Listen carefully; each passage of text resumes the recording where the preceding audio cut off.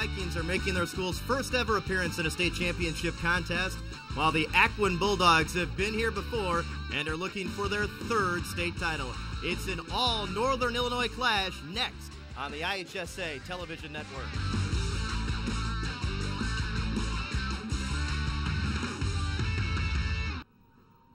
Well, Steve, for the 1A state championship, we could not have a matchup of more polar opposites than Aquin and Cambridge.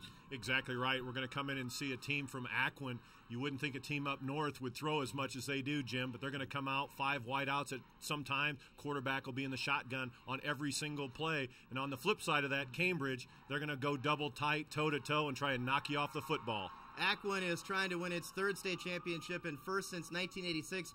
New situation for Cambridge. They've never been here before. No, exactly right. And talking to Larry Stahl before the game started, he didn't seem like they were very nervous. They've been very confident. They knocked off the #1 team, DMAC, in the quarterfinals. They feel like they're on a roll, and they're really rolling coming in here to the state championship game. All right, let's go ahead and take a look at how these teams got here. First for Cambridge, look on the road the last 2 weeks to defeat undefeated teams. As you mentioned, Steve, DMAC, the #1 team in the state at the time, and then on the road last week against Tuscola. The Vikings scored 28 unanswered points in that game to advance to the state championship game. Exactly. Tuscola, a lot like Freeport Aquin. They're going to go double shotgun, a lot of wide receivers, and here we see Freeport Aquin's road to Champaign, Jim. And last week, the Bulldogs had to travel about 5 hours down to Mount Olive to win that game, rolled up almost 500 yards of total offense in winning that semifinal contest. Let's look at some of the key players involved in today's game. First, we look at some of the players for Cambridge, and there you see Kyle Morey, one of their 4 outstanding running backs, Steve. Yeah, exactly right. They come into the game with 4 running backs that have had over 600 yards coming into this game. Kyle Morey is the featured back, definitely in their offense. They're going to try and get him 20-plus carries, Jim. Yeah, the Vikings average about 370 yards rushing per game. And defensively, they have got a stud linebacker, Illinois Football Coaches Association All-Stater by the name of Adam Lord. Adam Lord, I look for him to be on a blitz a lot today. They got to get him to the quarterback. He's going to be out of place in that middle of that defense if he's not coming at the quarterback. I look for him to blitz a lot tonight. So it'll be interesting to see if Cambridge can get a pass rush against Aquin, and teams haven't been able to do that. Adam Jelinek, the quarterback for Aquin, has had time to throw the football most of the time this year. That's exactly right. He gets the ball off quickly. And they're not going to try and beat you vertically. They're going to try and throw a lot of stuff underneath, behind the linebackers and that type, and look for him to get the ball off quickly. Now, we mentioned Adam Jelinek before. Now, here's a key defensive player for Aquin. That's Matt Marini, and he doubles as their stud running back as well. Exactly right. He has 1,600 yards rushing as well, but defensively, he is the emotional leader for that defense, and he's going to have to come up big against those 4 very good running backs for Cambridge.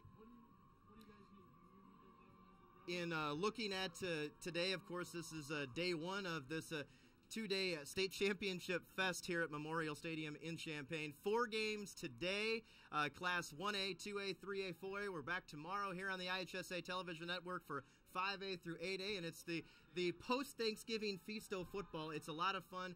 Memorial Stadium, it's the 7th year in a row that Memorial Stadium has hosted the state championship games. They've done a great job with it, and I think the perfect venue to host the state championship games because of all the aura that surrounds Memorial Stadium and all that. It's just a great day, a great weekend, and we look for a good start to things here with this 1A title game. Well, that's exactly right, and you look down in the crowd, we've got quite a crowd from both these schools, from Freeport, Aquin, and Cambridge. You can see that they probably brought 3,000 or 4,000 people apiece, and it's a great environment. They're going to start doing a lot of new construction to this field and this arena, and it's only going to get better in the years to come. Let's talk about the weather a little bit. It is very cold today. There is a little bit of a breeze, but the breeze is kind of out if you're in the open spaces. Here in Memorial Stadium, Aquin fans, there's not a lot of wind. As you look at the wind chill right now at 13 wind out of the southwest, but on the field, the wind isn't much of a factor at all. No, exactly, Jim, and you and I were down there about 8 a.m., and it really hasn't changed much. The wind, I don't think, will affect Freeport Aquin throwing the football at all. And like we mentioned a little bit earlier, they're not looking to throw it down the field, 20, 30-yard range. They like the underneath stuff, so I don't look for the weather, particularly the wind, to affect the game. Looking ahead to today here on the IHSA television network, Aledo, we've heard of them before. They're back in the state championship game against Dakota. Dakota from the same conference, the Northwest Upstate Illini, as Freeport Aquin. The 3A title game, Tolono Unity from just down the road from Champaign will match up with Bureau Valley the Storm back in the state championship game after losing to Driscoll last year. And then speaking of Driscoll, the Highlanders going for 5 in a row in our nightcap today as they match up with Newton. And then, of course, 4 more games coming up tomorrow. Again, the feast of football. If you're a high school football fan, just park yourself on your couch right now. Don't change the channel and just stay with us all weekend long. Or come out here to the football game, pay for your $10 and sit and watch 4 football games. It should be a great atmosphere and perfect day to watch high school football. Absolutely. And, you know, it's really interesting, I think, in looking at this matchup. I'm really intrigued by this matchup because, you know, teams say to stop Aquin, you've got to rush the passer. Nobody's been able to do that.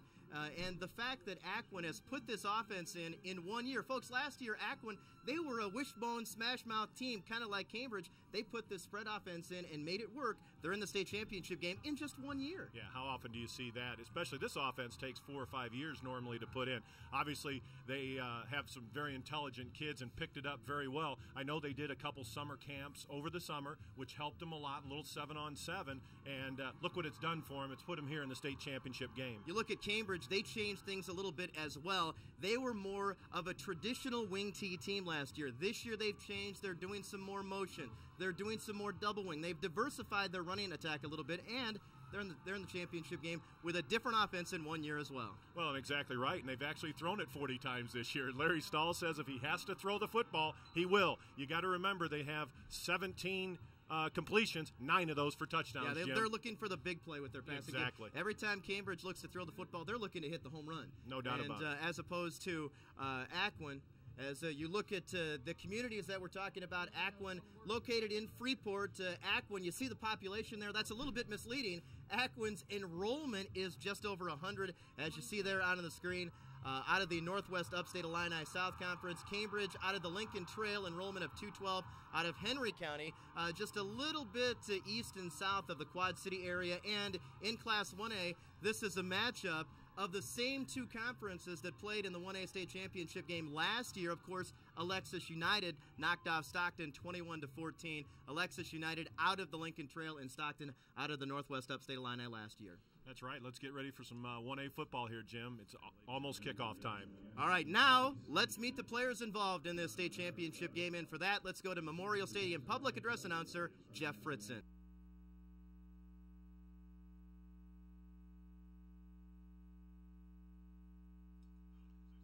And now, ladies and gentlemen, here are the starting lineups for the Class 1A state championship. First on defense for Aquin High School. Defensive back number 14, Tim Krieger. At defensive back number 18, Drew Harweger. At linebacker number 23, Matt Marini. Defensive line number 26, Steve Vogt. Linebacker number 31, Tom Hauser. Defensive back number 39, Nick Amadeo. At defensive end, number 44, Zach Mordini. At defensive end, number 58, Mike Beckman. Defensive lineman, number 65, Kyle Leonard. Defensive line, number 66, Brock Spivey. And at linebacker, number 72, Tristan Gallagher. The Bulldogs are coached by Jake Rankin.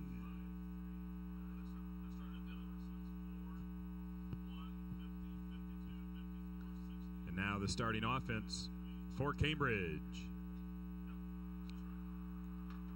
At end, number 4, Ryan Van Melkebecke. At end, number 1, Adam Lord. At tackle, number 50, Jarrett Schmoll.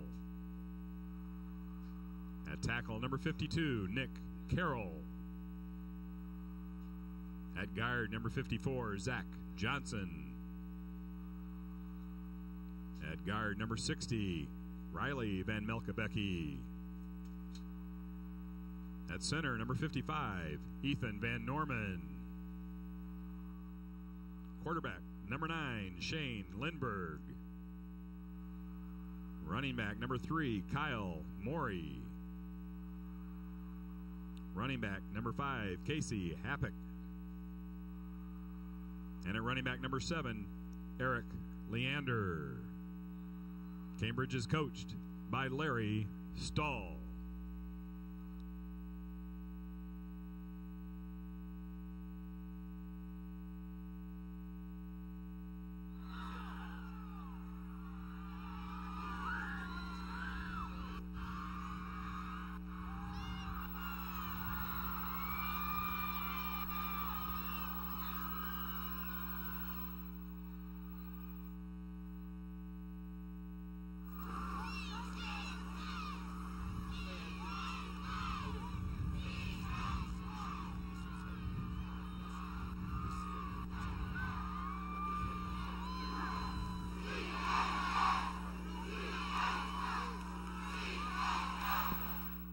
All right, Cambridge is going to get the football first here in this 1A state championship game. The Vikings under 26-year head coach Larry Stahl making their first ever appearance in the state title game, and Aquin under second-year coach Jake Rankin trying to go 3-0 all time in state championship contests. The Bulldogs were a juggernaut in the early 80s, winning the 1981 and 1986 state championships.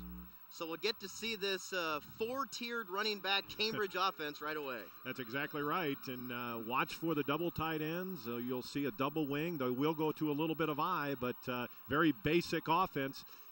And let's see if Freeport Aquin is able to stop this very balanced Cambridge offense. Drew Harweger, Mr. Everything for Aquin, will kick it off. And the 1A state title game is underway with a line drive kick. Taken at about the 10-yard line, a little bit of a seam up the middle, and out to about the 33-yard line, and that's where the Vikings will take over 1st and 10, led by quarterback Shane Lindberg off a 24-yard kickoff return. It was Kyle Morey on the return for the Vikings. Lindberg is a 6'2", 205-pound senior, as the Vikings will begin at the 34 inside of their own territory. You know, Jim, Lindberg is a little bit of an unheralded player for Cambridge. Doesn't get a lot of credit because he doesn't throw the ball a lot or run it, but he's the brains behind this offense, making a lot of audible calls. Leading this group as a senior. It's a very young group, especially in the backfield. Here's a handoff up the middle, and that's Casey Happick on the carry for the Vikings. And let's take a look at the keys to this ball game. First of all, for Cambridge, defensively getting a pass rush, that's huge. Well, that goes unsaid right there. They have to get a pass rush. And then the second one, watch Marini. Marini comes in as one of the running backs there, and he's got about 1,300 yards. And we're going to put ball control down for both of them. It's a matter of who wants to control the ball, take up a lot of the clock. On a 2nd down and 6 play, Eric Leander pounds the ball up the middle for the Vikings, and it's going to bring up a 3rd down and manageable, and that's exactly what this Cambridge offense. As you look at their offensive line up front, the Vikings average about 207 yards per man up front. Ethan Van Norman is the center and the leader of that offensive line. In the backfield, you've got running backs Leander, Morey, and Happick, and Morey and Happick have all run for over 1,300 yards. 3rd down and about 4 for the Vikings, and they are not going to get the 1st down. The Aquin defense is going to force a 3-and-out the first time that Cambridge has the football. Boy, it's a very important defensive stat right there for Freeport to come up and stop them on their first drive. And you saw right there, Jim, Cambridge is not going to change their game plan. They're going to run it. It doesn't matter if it's 3rd and long. They're going to stay with the ball on the ground. All right, so it's time to punt, and Cambridge will bring out to Eric Leander, averaging just shy of 39 yards per kick. He stands at his own 29-yard line. Snap a little bit high, and he gets off a line drive kick. Harweger is going to let it bounce inside the 25, inside the 20, approaching the 15, and there you see it roll dead at about the 16-yard line. That is a 43-yard punt for Leander and no return. Well, when we were out there on the field earlier, you made a comment that you thought it was very hard, and that ball got on the ground and started rolling. Again, the wind not much of a factor here. blowing out of the southwest. As we told you during the game, not much of a factor on the field as you see head coach Jake Rankin on the sideline for Aquin, and the Bulldogs right into their traditional offensive set, the spread, 4 receivers, led by quarterback Adam Jelinek wearing number 12. Out of the shotgun, looking near side, into the flat. He's got a man across the 20. It's a first down for the Vikings. Making the catch, Steve Vogt. And on the first play of the game, Vogt picks up first down yardage for the Bulldogs.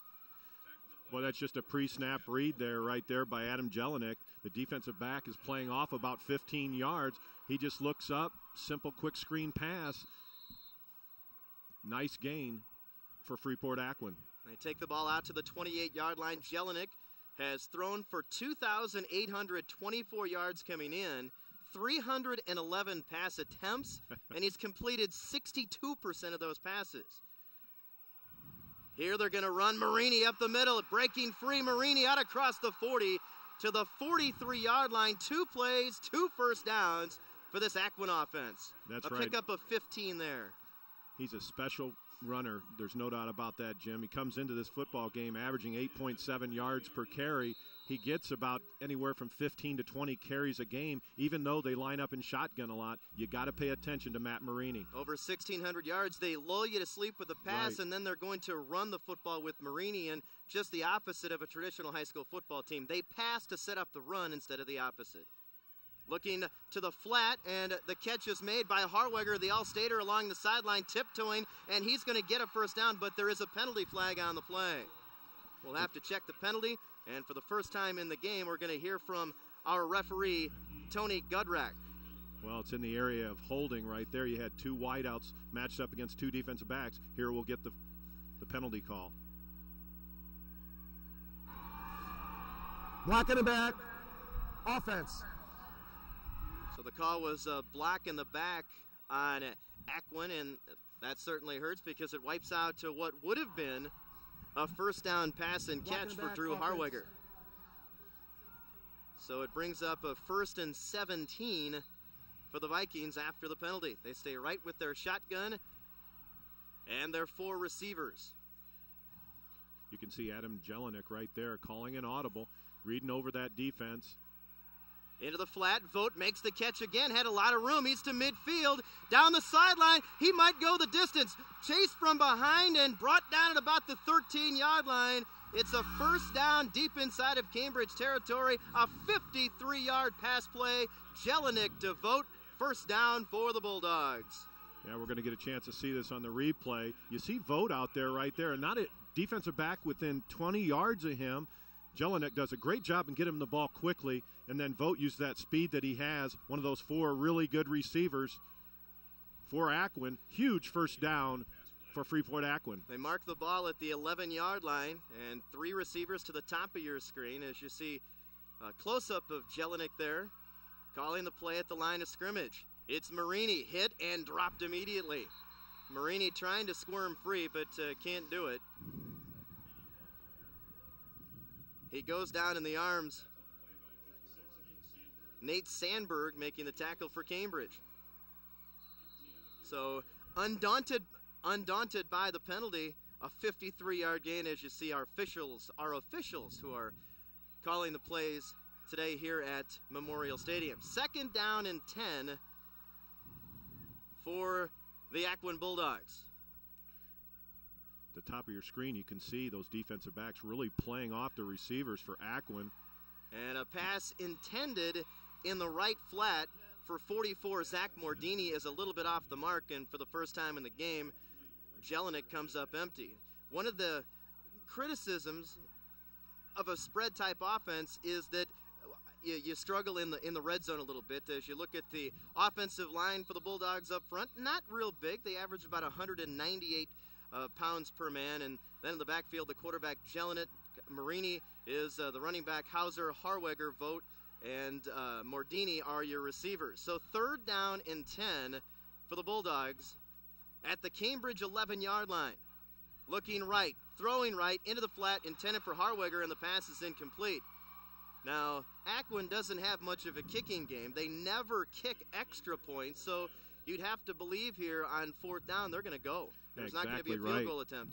You know what I've noticed here for Cambridge's defense? They're looking to double coverage Drew Harweger, number 18 for Freeport Aquin. They have a free safety rolled over the top of him. They're bumping out a linebacker on him. The other receivers are going to have to step up and make a play. All right, the first big play of the state championship game, 4th and 10 for Aquin at the Cambridge 11.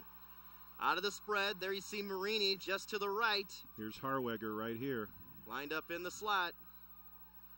Jelinek to pass. Looking, end zone, ball is caught, and it is going to be close to a first down for Harweger. I don't think he got in the end zone, but he needed to get right around the 1-yard line to get a first down. And let's see what they're going to call here, if they'll have to measure as you take a look at the replay. Great second effort by Harweger to get that extra half yard. He might have needed it. No doubt about it. And great throw by Adam Jelinek. He let that ball go before Harweger made his break. Great throw, first down, first and goal for Freeport Aquin. So a big 4th down conversion. The All-Stater Harweger hauls it in, gets just enough for the first down, and it sets up a first and goal. And again, short yardage. Aquin does not go with a short yardage formation. They stay right with the spread. I bet Matt Marini's going to get the call right here. And he is. Marini, touchdown Bulldogs. Touchdown number 28 for Matt Marini. I'll tell you what, Freeport Aquin's offensive line is really getting the job done against a much bigger Cambridge front. They're doing a nice job spreading them out and moving them around. So Aquin in their juggernaut offense that has been phenomenal, especially in the playoffs. Almost 500 yards last week against Mount Olive in the semifinals. Put 44 points on the board against a great defensive team. Now they will go for 2. They always go for 2.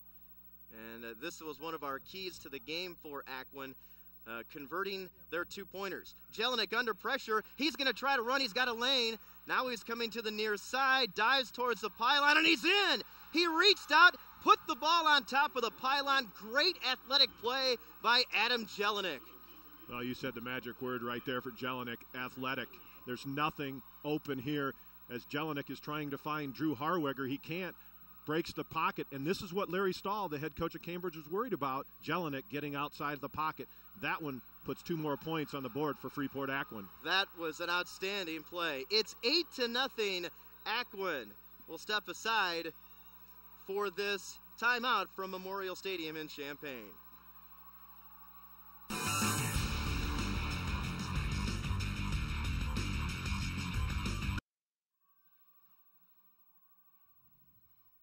So the Bulldogs strike first. They lead 8-0. Adam Jelinek on that drive, 4 out of 6 passing for 81 yards. 67 of those yards went to Steve Vogt. The big play on the drive, Vogt's 53-yard pass and catch up the left sideline as Drew Harweger is set to put it back in play. Well, this football game couldn't start it any better for Freeport Aquin's coach, Jake Rankin. This is exactly what he wanted to do. Get up early. Don't let Cambridge get up on you, and then just grind it out on you. Kyle Morey from the 7. Hit as he gets out across the 25 to the 27-yard line, and the Aquin fans are happy after a 20-yard return. And let's take a look at the scoring drive for the Bulldogs. 8 plays, 84 yards in just 2 minutes and 42 seconds. So as you said, Jake Rankin's got to be happy. Defense forces a 3 and out, right, and your offense is in high gear with an 84-yard touchdown drive. That's right, and your quarterback was 4 for 6 for 81 yards with a long of 54. That's the kind of drive you like to open a football game with. So let's see how Cambridge will answer here on first down as the quarterback Lindbergh is going to pitch it to the near side. And the ball comes loose. Let's take a look, and I think that Aquin was, Cambridge was able to fall on it, and yes, that's the case. Well, we're going to get a good look at this from the replay. Watch Matt Marini right here. He's going to strip this ball right at the end of the play and pull that one out. Cambridge is very lucky to get that football back, or that would have given Freeport Aquin another great scoring opportunity. Nick Carroll able to fall on the fumble. It goes as a 3-yard gain, 2nd and 7 for the Vikings. The Vikings have only turned the ball over 5 times all year. Here's a handoff.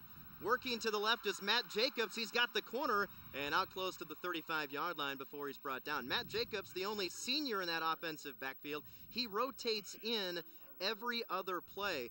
There are 4 backs that see regular time for the Vikings in the backfield. That's right, and it's look at who's coming up and making this play. Drew Harweger from his free safety position right there. Good job tripping up the running back. And now you're going to have 3rd and short for Cambridge. Call it 3rd and 3 for the Vikings from their own 34-yard line. Good close-up look of Lindbergh there. And look at that. A loaded eye backfield. Now they break out of it. Here's a handoff. Happik coming to the near side. 1st down and more for the Vikings. He's to midfield.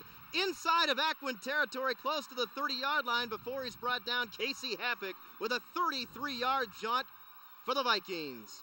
Boy, he got a great block right here from his fullback, number 7, Eric Leander. What a great job right there. And Happik is the one in the backfield that's got most of the speed right there. They want to get him untracked. They're going to have 1st down here at the 32-yard line. Big 3rd down conversion for the Vikings. Happik averaging almost 9 yards per carry, 1,350 yards coming in. Double tight end offense, double wings as well. And they're going to run the fullback Leander as he dives his way inside the 30-yard line to about the 28. That's the base play right there for that Cambridge offense. They just try and run a little trap in there with Leander. And he's a big kid, 5'11", 195, a junior. They've got quite a few of these kids coming back next year. Cambridge could be awfully good for a couple more years. Leander, Morey, and Happik are all juniors. Leander rushed for 837 coming in. Morey 1360. Happik 1347. Nice balance. 2nd down and 7.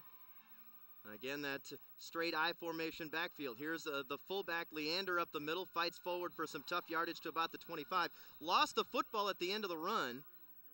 But they're going to call 3rd down and that he was down. You know, Eric Leander has quietly had a nice season as well. As you mentioned, he had the 837 yards, but from a fullback position, he averages 7.8 yards per carry. That's unbelievable. I mean, he's doing basically traps, dives, and that type of a play, and he also has 20 TDs to go along with that. Now, Leander checked out of the lineup there, and that means that Kyle Morey will move into the fullback position. Double tights, double wings. Again, 3rd down. Jacobs in motion. He's going to get the toss. He's got room around the left side to the 20. He's to the 15. Hit hard and driven out of bounds. But it's a 1st down for the Vikings. Boy, we might see a shootout today. Right. Boy, what a nice block out there by number 4, Ryan Van Malkebeck. You're going to see it out here on the end. I don't know if we'll get it on the screen, but it's right there. Oh, we saw it at the end of the play. And the running back takes quite a hit there at the end of that play. There you see Cambridge's offense and defensive numbers scoring-wise during the regular season and the playoffs. You're doing pretty well when you're putting up nearly 40 points a game. Pretty hard to beat. After that 10-yard run, 1st down for the Vikings at the Aquin 15-yard line. Handoff up the middle. Short pickup on the play to bring up 2nd down and about 8. As you see that Casey Happik was the ball carrier there, wearing number 5. Nice tackle right there by number 26, Steve Vogt. Not the biggest defensive tackle you're going to see at 5'11", 175, but he's an awful strong kid and very tough, and he's going to have to help with that Freeport Aquin stopping that play if they're going to have success against Cambridge. There you see the score and the time remaining in the 1st quarter. About 3.5 minutes to go. 2nd and 9 for the Vikings. They're going to toss it. Kyle Morey, left side to the 10, breaks a tackle and tiptoes out of bounds. They're going to mark him out at the 7-yard line. That'll bring up 3rd down and about 2. Morey, 6'1", 210-pound junior.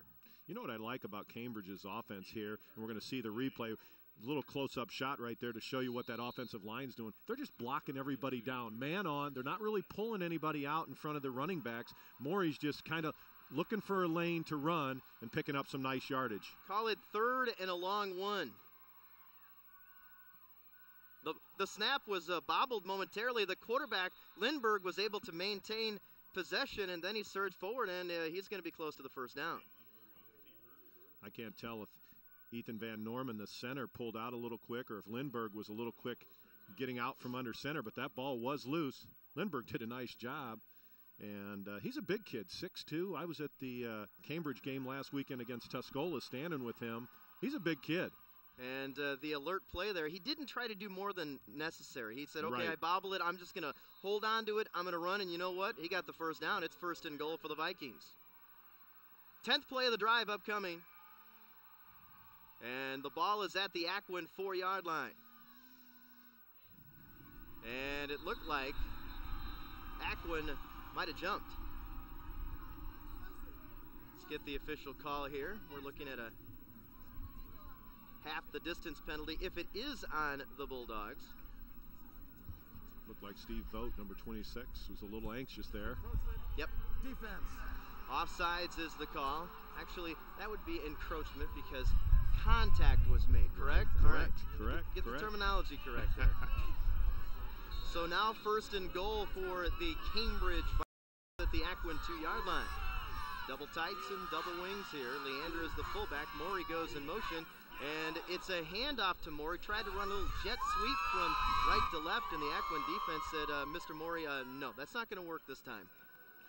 Boy, what a huge hit by number 58, Mike Beckman, from his defensive end position right there. Read that well and did a nice job staying home. And that's what you have to do against Cambridge offense. You start roaming the field a little bit, this misdirection can confuse you. So now second down, goal to go from the 2.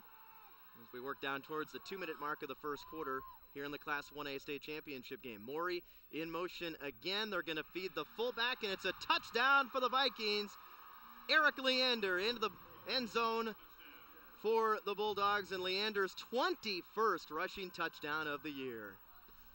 Boy, he was real key in this drive for Cambridge, and why not give it to him here on the replay? Look at that good surge by that offensive line. You got your two captains, Zach Johnson, number 54, number 55, Ethan Van Norman. Why not run right over the top of them? And Leander snuck it in the end zone. So now Cambridge forced to go for 2. They normally don't do that. Out of a wing T look, they're going to toss it near side. It's Happick trying to get into the end zone, and he doesn't do it. And right there is one of the reasons that 2-point conversions was a key for Aquin, because if you convert, you force the other team to do something they're not used to doing, and Cambridge cannot convert on the 2-point conversion, and Aquin maintains the lead at 8-6.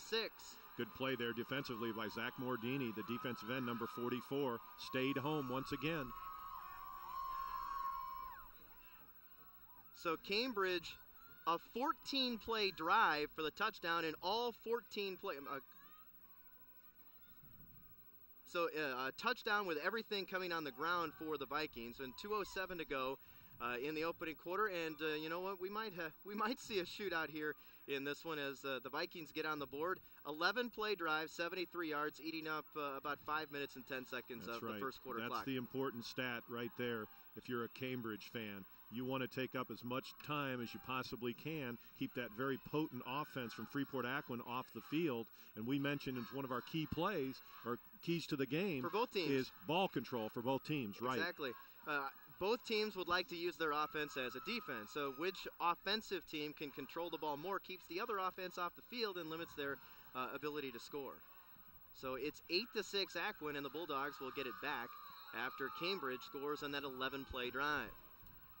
And the kick is away, up the middle, and it's taken at about the 20. Full head of steam. And on the return for Aquin was 26 Steve Vogt, who was the big play man pass receiving on Aquin's touchdown drive. There he returns at 22 yards on the kickoff return. Isn't that funny? You can call Steve Vogt a defensive tackle, but he can also return kicks. Pretty interesting. One of our keys for Aquin was maintain balance, and look at their balance during the year. They rush the ball on average 26 times, and they pass it on average 24 times. That's right. We can't tell you enough. They're in the shotgun every play, but they are going to run the football out of this shotgun formation. Jelinek out of the shotgun, 1st and 10 for the Bulldogs. Jelinek looking near side, and the pass was deflected at the line of scrimmage, and it comes up incomplete.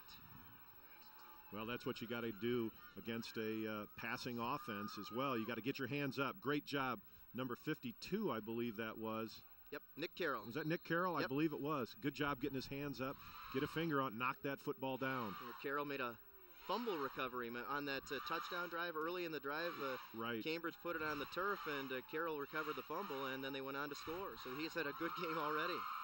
2nd and 10 for Jelinek and company. And the ball is loose off the snap. Jelinek corrals it, throws it deep down the field for Harweger, and look at that, the All-Stater with an unbelievable catch. They mark it down at the 40-yard line inside of Cambridge territory. A pickup of 25 yards. Near disaster turns into gold. Boy, it really was. I'm not sure that Adam Jelinek was ready for that snap. It goes over his shoulder. Actually goes right through his hand. Pretty good snap. But what do you do when you're in trouble? Just throw the football up. and Drew Harwiger makes a great play, and that's a great camera angle that we're going to see. And we're going to see it from a little bit higher here.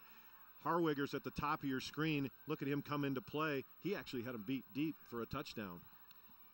So Harwiger now with 3 catches in the game, 88 pass receptions on the year for Harwiger. Here's Marini with room up the middle inside the 30. Matt Marini down to the 23-yard line, and here we go again.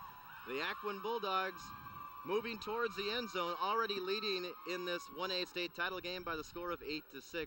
This is a well-designed offense, and again, we need to stress that Aquin was much like Cambridge last year, a smash-mouth football team. They put in this diversified spread offense in the span of 1 year. You know what? You have to have the athletes to be able to do this, and Jake Rankin, the head coach, realized, you know what, I could run the ball 40, 50 times a game, but he's got the athletes to run this type of offense. You have to have that.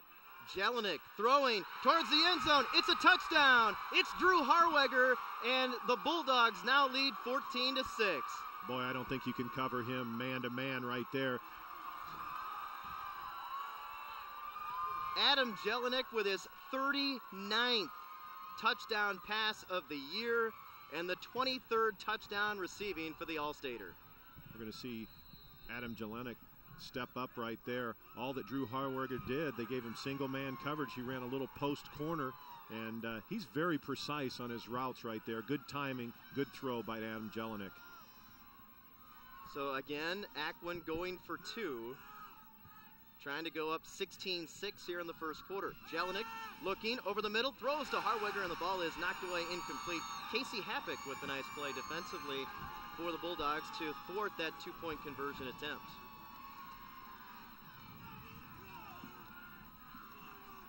See the replay right here. Casey Happick at the end coming in there, getting a hand in. Good job keeping his left hand off of Harwiger so he doesn't get called for the defensive pass interference. There's a very happy Jake Rankin on the sideline here with the ball cap. Coach is very happy. His offense seemingly cannot be stopped right now. Jake Rankin, there you see in his second year with the Bulldogs, was an assistant at Aquin for 5 years before taking over the head job. And, you know, this is a real leap of faith for Jake Rankin because he was an offensive lineman.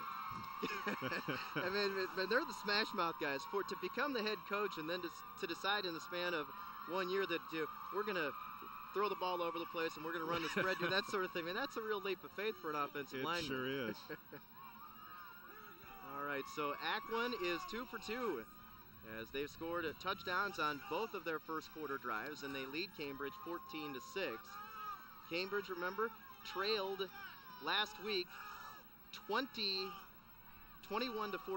against Tuscola in the semifinals, and then reeled off 28 unanswered to win that game 42-21. So they've been behind before. Exactly. But you know what's unique about that football game? I was at that game at Cambridge. Cambridge came right out of the box and scored 2 touchdowns. They were up 14-0 and looked like they were going to put the football game away. Tuscola comes back, goes up 21-14. Cambridge realizes, oh, we're in a little bit of a dogfight here. And then, as you mentioned, put 28 points in a row on the board and pretty much blew the game out. Casey Happick on the return for Cambridge off of Harwiger's kick up the left sideline and driven down by Harwiger, making the tackle at about the 35-yard line. Happick with a 26-yard kickoff return. 50 seconds to go in the first quarter here at Memorial Stadium in Champaign. Happy Thanksgiving from all of us with the IHSA television network. We hope you had a great Thanksgiving yesterday, and we hope you're ready to settle in for a whole bunch of football over the next couple of days. We've got a good one already here as Aquin is on top 14-6 over Cambridge. Cambridge up to the line of scrimmage. Shane Lindberg ducks in there. Brings a man Happick in motion, and they're going to run Morey. He's got room. Morey's got the first down and more up the left sideline, and Harwiger finally is able to pull him out of bounds after a gain of about 12 and a Cambridge first down. Very well designed play right there. You see the fly sweep motion. They just hand back on the counter to Kyle Morey. He's a very strong runner. He's the leader of that offense, 1,300-plus yards rushing. Look at that good surge by the offensive line. Might have been a hold there on the inside, but Cambridge got away with it and once again is driving the football. So the Vikings back up to the line of scrimmage for this first down play. They went 3 and out the first time they had the football, but have been firing on all cylinders since. Handoff up the middle, and inside of Bulldog territory is Casey Happick on that carry for Cambridge. Pickup of right around 5 yards. Well, he's another running back that comes into the football game averaging 8+ yards per carry. Only picked up 4 right there, but they are so well balanced. I mean, they almost look like clones of each other, these running backs. Are all about the same size, same speed, same build. And the first quarter has come to an end here at Memorial Stadium, and Aquin has a 14-6 lead on Cambridge in the Class 1A state championship game. We will return for second quarter action after these words from your local stations.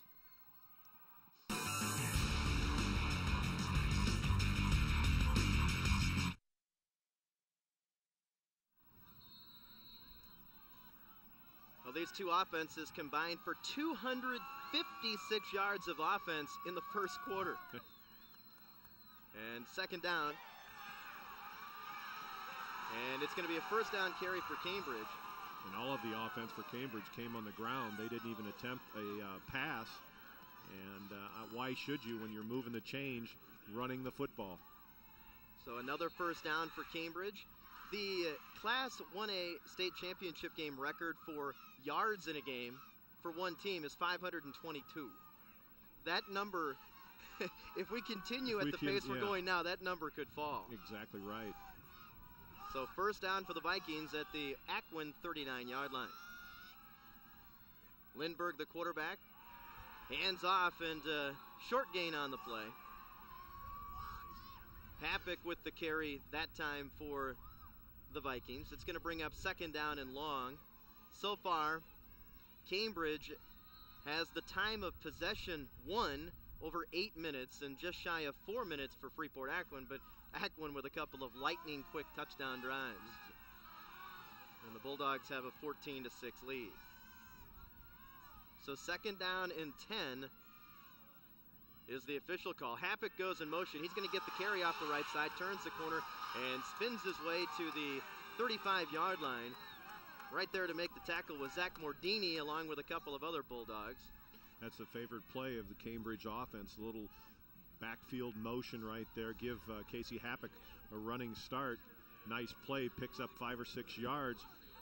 Cambridge will be faced now with another third down and about 4 or 5. Third and a long 4. The Vikings need the 29-yard line.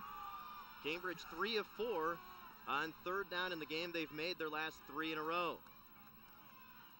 Lindbergh brings a man in motion, and it's going to be Morey on the jet sweep, and it is going to be Mr. Mordini who made the tackle on the last play coming in to stuff this one out and bring up fourth down. Zach Mordini with a big defensive play for the Aquin Bulldogs. Aquin really stacked the box right there, Jim. They had 7 men on the defensive line of scrimmage and stunted from the outside, got to the ball carrier. So let's see what Cambridge is going to do. This is certainly 4-down territory. And the first time that Cambridge has gone on 4th down in the game. They go with the double tights and double wings. Happick goes in motion. Lindbergh looking to throw for the first time. Airs it out down the field. The ball is going to be caught for a first down. It's a first down catch for Kyle Morey down the right side. Good defensive coverage on the play, but Morey reaches up and makes the catch for a big first down, a pickup of 25 yards. Boy, nice catch by Kyle Morey. Shane Lindbergh does a nice job. Look at the deceptions. Fake the double dive, looks off the free safety, and then finds Kyle Morey, who does a great job. That ball was really up for grabs, and look at the strength of that kid, just dragging defenders. Nick Amadeo, the defender, was right there, but a perfect pass and a great catch, first down conversion. And now it's going to be Casey Happick off the right side to the 5, dives forward, and he's going to be marked out of bounds just inside the 1-yard line. Boy, good surge by the offensive line. Watch the block by number 7 out here. Eric Leander, the fullback, gets Happick almost to the end zone. Ooh. Boy, that looked like he got a little bit of the pylon at the end. Yes, it there, did. But the official saw it the other way, and now they'll have second and goal from about the half-yard line. The official had a good look of where his feet were, so exactly. The official could have said that his foot was out before he dived across the line, because it certainly did look like the ball went over the top of that pylon. Second down goal to go. They're going to give it up the middle to the fullback, and it is a touchdown for the Vikings. Eric Leander into the end zone for the touchdown. Leander with both rushing touchdowns for the Vikings here in the game, and he now has 22 rushing touchdowns on the year. So now a big two-point conversion coming up for Cambridge, and an opportunity to tie this game up in the early stages of the second quarter. Kyle Morey is in the same position he was out there on the wing, number 3. Look for a little play action and try and find Morey in the end zone. Happik goes in motion, play action into the end zone on the throw. It's good. Two-point conversion good. Adam Lord making the catch out of his tight end position. And folks, the 1A state championship game is even Steven with 9:13 to play in the first half. Aquin and Cambridge knotted up at 14-14. And let's step aside for some words from your local stations.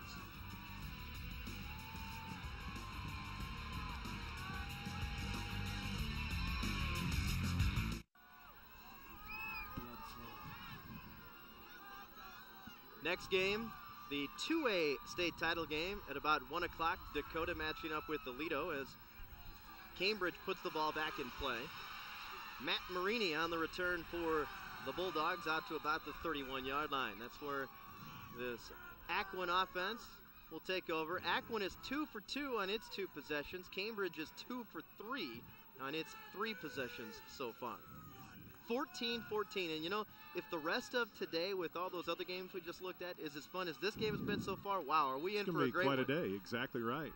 This is a real fun game because we talked about it, such a contrast in styles as we see the scoring drive on the last drive of Freeport Aquin, 9-play drive. So they are.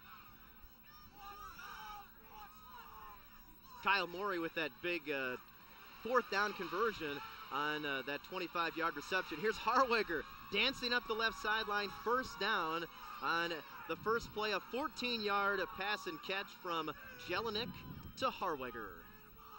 Well, Jelinek is obviously seeing something out on the outside. They are giving a really soft cushion to the receivers for Freeport Aquin, and they're not really doing anything. It's just a basic stop route. You see Harweger out there, takes 2 steps, turns around, and Jelinek's got the ball to him. And I'll tell you, once he gets the football, he makes some nice moves. So first down for Aquin. Jelinek is 7 for 10 passing for 143 yards. Jelinek under pressure, rolling near side, and he's going to be driven down by Adam Lord. Lord out of his linebacker position, making the defensive play. Well, that's what you and I talked about pre-game, that Cambridge was going to have to do something and not just keep those linebackers in coverage. That time they decide to bring Adam Lord from his weak side linebacker position, and they finally get to the quarterback. Loss of 5 on the sack. As you see, total yards in the game so far, and big surprise there. Yeah. We knew exactly that's the way it was going to be, with Cambridge doing it on the ground and Aquin doing it through the air. Second down and 14 officially after the sack. Aquin stays in the spread. Out of the shotgun, Jelinek throwing, pass is caught and then dropped. Reaching around the receiver to strip the ball away was Chad Borkren. Steve Vogt was the intended receiver, and Borkren with a nice defensive play. And for the first time, the Bulldogs are faced with a 3rd and long here. Right, that ball was a little bit behind the receiver, but Vogt did a nice job trying to make the catch there. Let's see what they can do here on 3rd and long. There you see Vogt deployed as a receiver to the top of your screen. Harweger in the slot to that side. Jelinek on 3rd and 14. Steps up. He's going to run.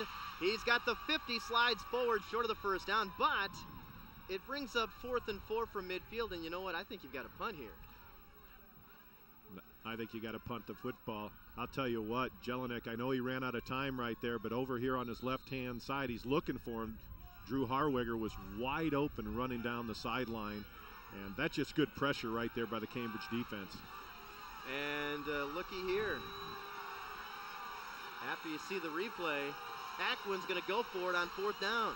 Well, look for the long count. Might try and draw him off here. Here's the snap to Jelinek, looking near side, throwing, and the pass is incomplete. Intended for Mordini. The ball short-hopped him, and Cambridge takes over right at midfield, 1st and 10 in a tie game. Boy, good defensive series right there by the Cambridge defense. Now they get the ball back here at the 50-yard line. As you see Adam Jelinek walking off the field, a little dejected right there. He knew he short-armed that ball. The receiver was open. He will normally get the football to the receiver. So Jake Rankin and the coaching staff for Aquin that you just saw rolling the dice, going for it on 4th down, and they come up empty, and Cambridge right at midfield starts. Handoff, Casey Happick into Aquin territory on a pickup of about 3 before he's erased by Drew Harweger. Erased is right. I'll tell you, Harweger, even though he's a receiver and a free safety, he came up and put a nice pop on the ball carrier. He does have a nice defensive stats when you look at it. He has 47 solos and 70 assists, and also from his safety position, he has 7 sacks. I don't know how that happens, but it's listed in the stats for us. 2nd and 7 after the 3-yard run. Lindbergh takes, and it's a give to the fullback Leander, and he gets to about the 45, and we're looking at a 3rd down and 5 here for the Vikings of Cambridge. Cambridge trying to make it 2 years in a row that the Lincoln Trail Conference wins the state championship. Alexis United defeated Stockton last year, and this is the last year of existence for the Lincoln Trail Conference. The Lincoln Trail merging with the Prairie Land and the West Prairie Conference to form the West Prairie Trail Conference next year. That makes sense. They toss it. Casey Happick, right side, turns the corner. He's got the 1st down as he dives to the 39-yard line. A 3rd down conversion for Cambridge. Boy, Happick gets a couple nice blocks. Good interior work by that offensive line. Look at people flying around, getting blocks. Number 7, I believe that was Eric Leander, the fullback, and we just keep calling his name. I know he has 2 touchdowns, but look what he's doing on blocking. He's very valuable back there from his fullback position. 25 rushing attempts for Cambridge so far in the game. Just 1 pass, and that was a big pass play that turned into a 4th down conversion. Here's the fullback Leander quickly up the middle. Boy, good pop there again by Drew Harweger, number 18. Casey Happick, who carried the ball the previous down, already has 10 rushes for 70 yards, so he's picking up some nice yardage against this Freeport Aquin defense. 3-yard run there for Leander, the fullback, brings up 2nd down and 7. The ball is at the Aquin 36-yard line. You see Freeport Aquin blitzing their linebackers now, running from a base 50 defense. Happick, they just can't tackle the ball carrier right Happick now. Breaking some tackles, poor tackling for Aquin. Happick could have gone down around the line of scrimmage, but he manages to carry for 1st down yardage on that one. Good play call by the Cambridge offense. You see the 2 linebackers blitzing inside, and Happick just finds some room outside and just keeps those legs driving. They're rolling once again on offense. A 1st down, and Aquin is going to spend a timeout here on defense with 5:22 to play in the 1st half at a 14-14 tie. And right now we're going to step aside for a network timeout. We're all tied at 14 in the 1A title game.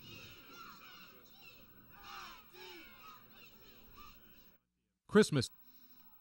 Out of the timeout, it's 1st down for Cambridge. They have the ball at the Aquin 24-yard line. 14-14 as we're back to the action. 9 men on the defensive line of scrimmage for Aquin. Morey with the carry, and despite 9 men being on the line of scrimmage, Morey able to pick up about 5 yards on the play as he gets down to the Aquin 19-yard line. It's a real interesting defensive set they're doing, Jim. They're putting 9 defensive linemen on the line of scrimmage with a middle linebacker and then a free safety back behind him. Very dangerous defense. You're putting pressure on those offensive linemen, but you better make the tackle when it comes to you because there's nobody back behind you to support you. Aquin has been on defense for about 13 and a half minutes here in the 1st half. It's a give to Casey Happick, and he is going to work his way close to 1st down yardage, and he's going to have a 1st down around the 12-yard line. Well, you have to look at where this football game's being played. It's being played in the defensive secondary. Look where the line is making that push. That's the line surge by that offensive line. And this is what Cambridge did last week against Tuscola. They just wore them down. After 2 3/4, they're starting to push Freeport Aquin around up front. From the 12, 1st and 10 for the Vikings. Handoff, Casey Happick up the middle, inside the 5, pulling forward close to the end zone, and they're going to mark him down at the 1. It's going to be another first down for Cambridge, their 10th of the game. Boy, this is all the right guard. You got to watch number 54 coming down. You're seeing him right here to the left of your screen, just knocking people off the football. He almost carries his ball carrier. There you see number 54, Zach Johnson. Look at that surge, Jim. Yeah, Larry Stahl told us during the week that our linemen aren't really big, but they're athletic and they're quick. We like to get them downfield. We like to get them downfield and help us block downfield to turn in what might be a 10-yard run to sometimes 40 and 50-yard runs. Here's Leander trying for his 3rd touchdown of the first half, and he got it. Touchdown for the Vikings. Eric Leander into the end zone again, and it's 20-14 in favor of the Vikings. They've scored back-to-back touchdowns here to take the lead for the first time. Well, you got to like what Cambridge has done. There's no panic in their offense. They're not going to change things just because you go up on them. Maybe 7 points. They stay with the basics, and once again, they're going to go for 2. Do you think Jake Rankin might like that decision to go for it on 4th down at midfield over again? Yeah, I think so. So Cambridge going for 2. They feel like they've got their mojo going right now, and Happick off the right side turns the corner, and he's in for 2. Casey Happick, 2-point conversion. Cambridge by 8. It's 22-14 with 3:55 to play before halftime. That was a dose of their own medicine right there, going Exactly. for 2 again. Great block once again, and I know we've said it 100 times so far. Eric Leander, number 7, getting a nice surge upfield, and with 3:55 left, Cambridge is up 22-14. But still plenty of time for Aquin to answer here in the first half. They have 2 timeouts left, so when they get the ball back, look for them to use those timeouts. The teams have had a combined 6 drives in the first half, and they've scored touchdowns on 5 of the 6. Right. Casey Happick is quickly coming up on 100 yards. He has 13 carries for 99 yards. I know Eric Leander has 3 touchdowns. He has 9 carries for 28 yards, but Casey Happick is doing a lot of the damage for the Cambridge offense. So Cambridge will put it back in play here. Casey Happick already has rushed for 99 yards in the first half. Eric Leander, 28. Kyle Morey, 27. Matt Jacobs, 14. And Cambridge with a 22-14 lead. And Cambridge has controlled the ball for almost 15 minutes of this first half. Well, if you're Coach Larry Stahl, that's exactly what you wanted to do. Here's the kickoff bouncing, and it's going to be taken by, I believe that was Marini, and he's going to get across the 20 and then be pushed back. Actually, that was Steve Vogt on the return for Aquin. My apologies. And Aquin will take over with relatively poor field position, and let's see if the Bulldogs can get their momentum back. Touchdowns on both of their opening drives. Their first 2 drives, they scored touchdowns. Here, Cambridge going 50 yards in 9 plays after holding Aquin on a 4th down play right at midfield. The Aquin fans across the way, you can hear them chanting defense. Here's a run to Marini, and he's not going to get anything. Boy, I like what Cambridge is doing defensively as well, Jim. They made a little change-up after those first couple series. They only have 2 down defensive linemen now. They're standing up those defensive end, and they're telling them, get to the quarterback. Let's see if we can see it here from the wide angle. You see those 2 down linemen. You have your defensive ends in a stand-up rush position, and watch them coming hard off the corners. So 2nd down and 10 for Aquin. Jelinek out of the shotgun, looking to throw, far sideline, airs it out, and the pass is caught by Harweger. He circles forward, maintains his balance, and gets right around the 35-yard line, which should be enough for a Bulldog first down. Boy, this is a nice catch by Drew Harweger. This ball's a little bit underthrown by Jelinek. Harweger goes down and gets it, and then makes a very athletic play to pick up the first down. Takes a big hit at the end of the play, though. You saw him put his hand down to help him stay up, and he needed those extra yardage to pick up the first down for the Bulldogs from their own 35-yard line. You see Jelinek calling a different play from the line of scrimmage. Jelinek rolls a little bit near side, throws well over the head of Mordini, incomplete around the 40-yard line.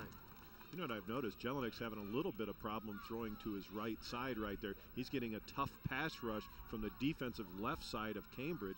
He's had really 2 overthrown balls here on the right side.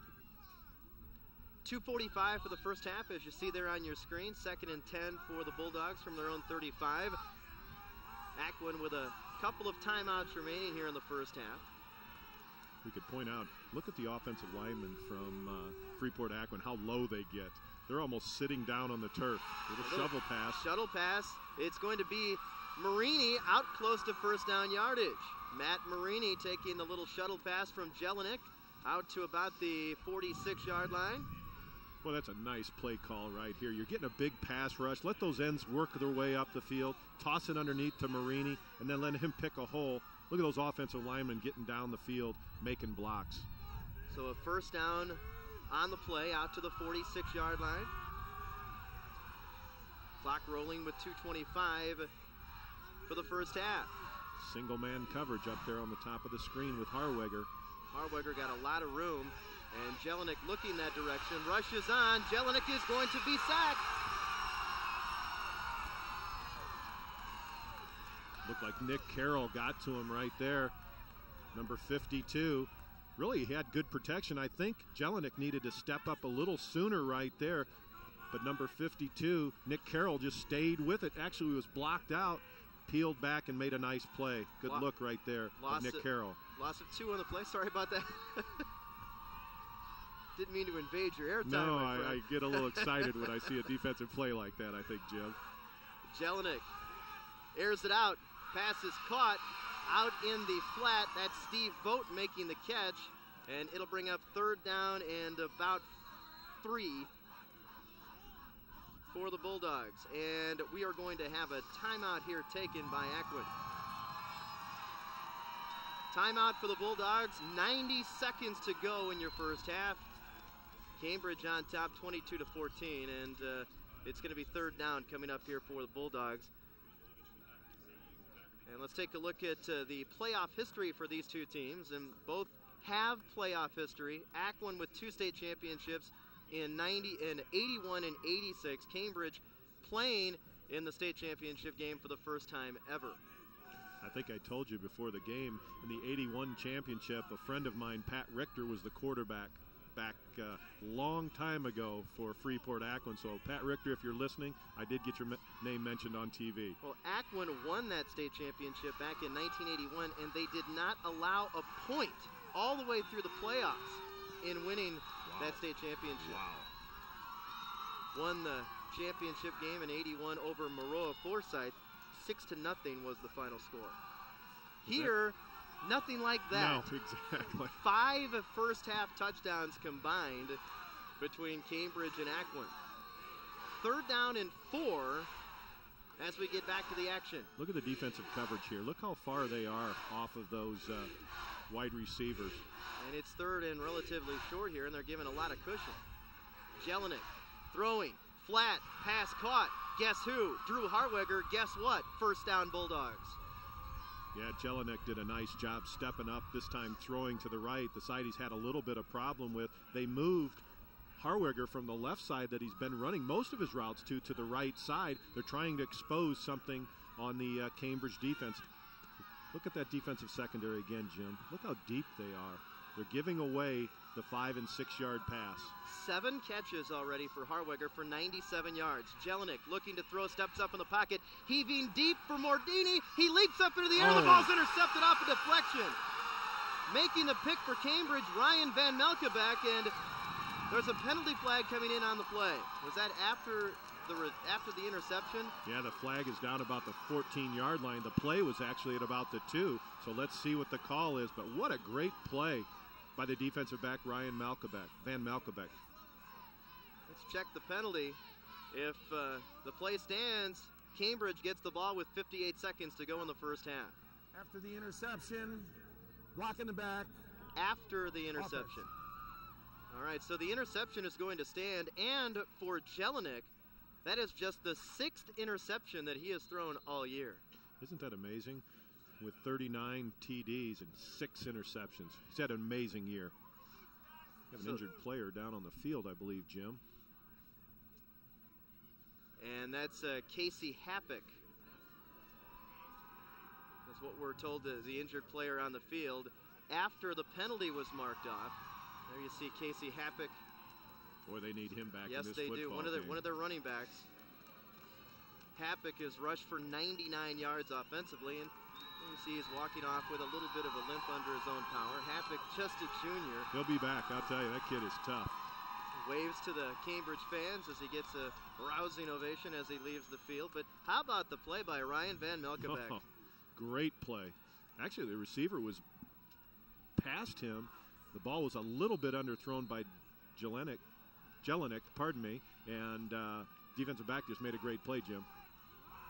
So Cambridge is going to take a knee here. Aquin will get the ball first to start the second half. Let's go back to the interception here, Steve.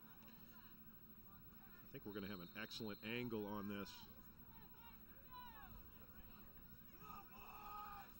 Now we'll come back to the replay if we can later. 36 seconds left here in the first half. Cambridge is just going to let the clock run down. They'll have to snap it one more time. Aquin with 218 yards of total offense, and Cambridge with 193. Now let's take a look at that interception before we get to halftime. Here's the replay again. You can see the ball is a little bit underthrown right there. And what a great play by the defensive back. Tyler Horberg was the defender in front of the intended receiver, Mordini. You see Horberg kind of tip it up into the air away from the receiver, and then Van Melkebeck on the backside. You see right there, able to maintain his concentration and get the pick. Boy, in defensive Adam Jelinek, he took a pop to the head right before he threw that football. And was very lucky that he wasn't injured on that play. As you look at the total yards in the first half, 170 rushing yards for Cambridge. It's about exactly how we thought it'd be, right? Yes, we did. We thought potentially that this game could be a track meet right. with Cambridge running, Aquin throwing. And, again, that's why we stressed one of the keys was ball control right. for either team. And right now, Cambridge winning that ball control battle. 15 minutes and 25 seconds time of possession for the Vikings in the first half. Well, we also thought that weather would have something to do with it. It is chilly today, but really not much wind to speak of at all down on the football field. After a timeout was taken by Aquin, now Cambridge will be able to run a third down play, take a knee, and run out to the remaining seconds of this first half.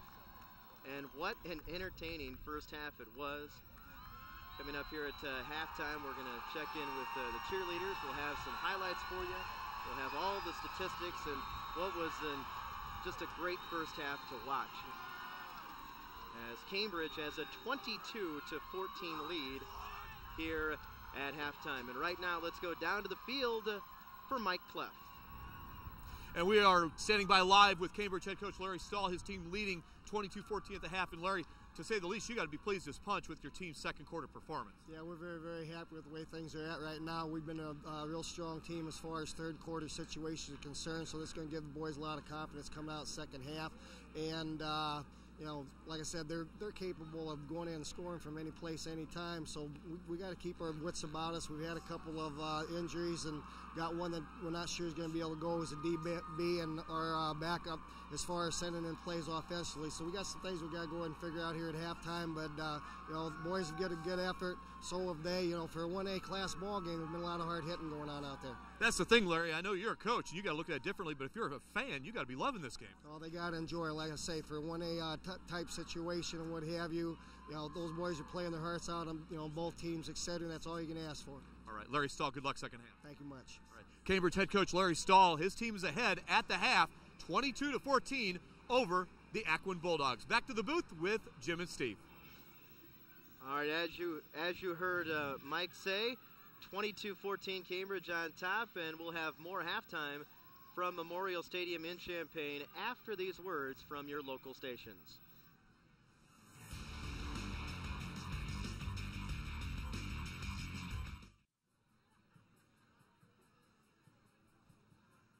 halftime of the 1A game between the Cambridge Vikings and the Aquin Bulldogs. And the Vikings are leading this game, a high-scoring affair, very entertaining game at the half, 22-14. And now we are joined by some cheerleaders doing a great job of keeping warm. A very happy group of cheerleaders because their team leading at the half, the Cambridge Viking cheerleaders. And as you can see in the background, the Viking mascot. And he's smiling and giving the number 1 sign. So, tell you what we're going to start off with. We're going to have you go ahead and to make sure you stay warm. Cambridge Vikings are the best. Let's hear you yell for CHS!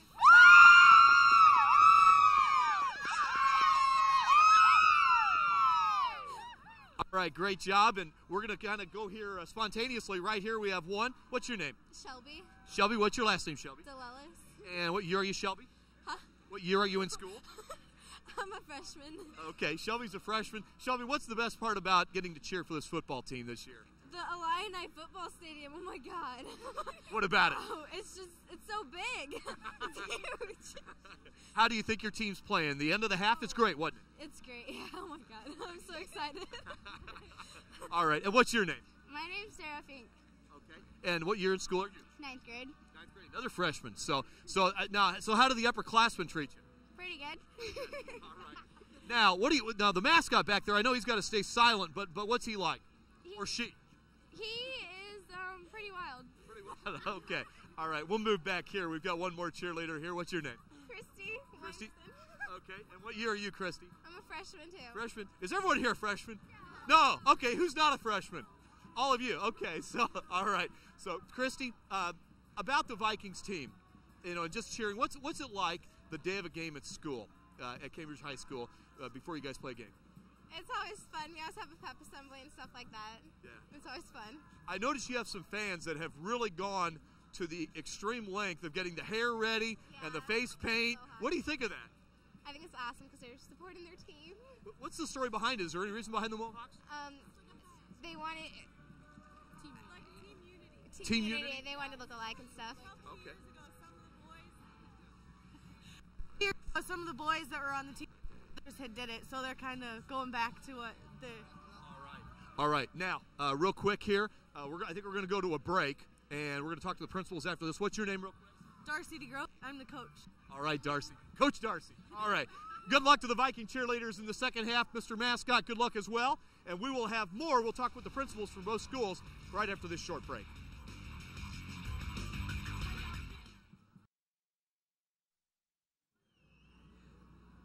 All right, we're at halftime of the Class 1A state championship game between Cambridge and Freeport Aquin. The Bulldogs, of course, they're from Aquin. The Vikings from Cambridge. And right now, Cambridge enjoying a 22-14 lead in what has been a very entertaining first half. We are now joined by Aquin Superintendent Kathleen Runty. And Kathleen, I think a lot of people don't realize how much work and effort goes into getting an entire team down here. How much preparation? I think a lot of people overlook the fact it's a short week because of Thanksgiving. Boys just took care of business. Actually, I think the coach was more out of his regular mode than the kids were. Kids were in the classroom. Tell me about what some of these football players are like as students away from the football field. Well, I will tell you, we did figure out the average GPA. It's 3.3, so they are honor roll students. That is outstanding. 3.3 on a 4-point scale. Yes, exactly. Kathleen, what has school been like? First of all, how many days did you only have 2 days or 3 days, and what was it like this week? We had 3 days. We did have Mass on Wednesday, Thanksgiving Mass. They actually had a canned food drive, so they were focusing on that. Prepared baskets for needy families, and so it was not a normal week. Very exciting. Kathleen, exciting. I can tell you're a football fan. I am. Love the Bulldogs. And one thing you have to like is that the Bulldogs do not look scared or nervous at all. They're playing like they belong. This is a terrific team. They're very classy. Very classy. They're good kids. They've grown up together, actually. All right. They're a brotherhood. All right, Kathleen, good luck second half. Thank you. We are kind of short on time here, but we do want to get Monty Munsinger in here, the Cambridge principal. And Monty, you're hoping the third quarter and the fourth quarter is just like the second quarter. Yeah, Cambridge is a second half team. They play very well in the second half. We're very excited. Freeport's a great team too, and it's been a great first half. You know something, Monty? I was talking to a lot of Cambridge people. Larry Stahl's a guy who's been with the school for a long time, one of the genuine good guys. You got to be thrilled for him, both professionally and personally, with this type of team. Oh, yes. It's a fantastic opportunity for him. He's put in a lot of years, and he really deserves this, and so do the boys. Cambridge has been waiting for this day for a long time, and it's a great experience. What a great experience for these kids out here on this field.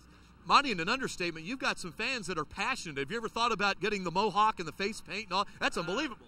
I would never do that. They got to pep assembly. The whole week, I mean, it's been a great experience for all of us to get into it. It's what a great opportunity for the community together. And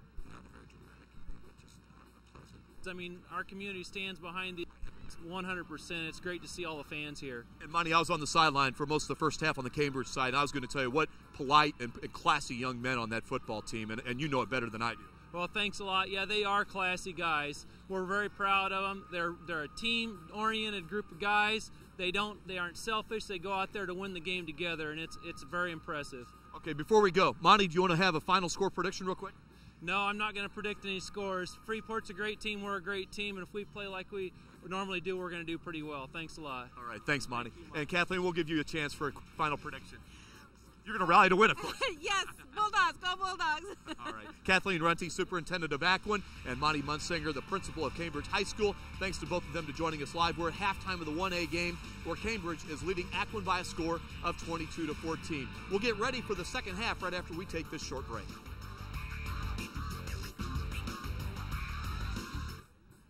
Steve Mays, it is kind of what we expected to see. We expected to see a game where the offenses were in control, and they were in the first half with the 5 touchdowns on the board, combined over 400 yards of total offense between these two teams.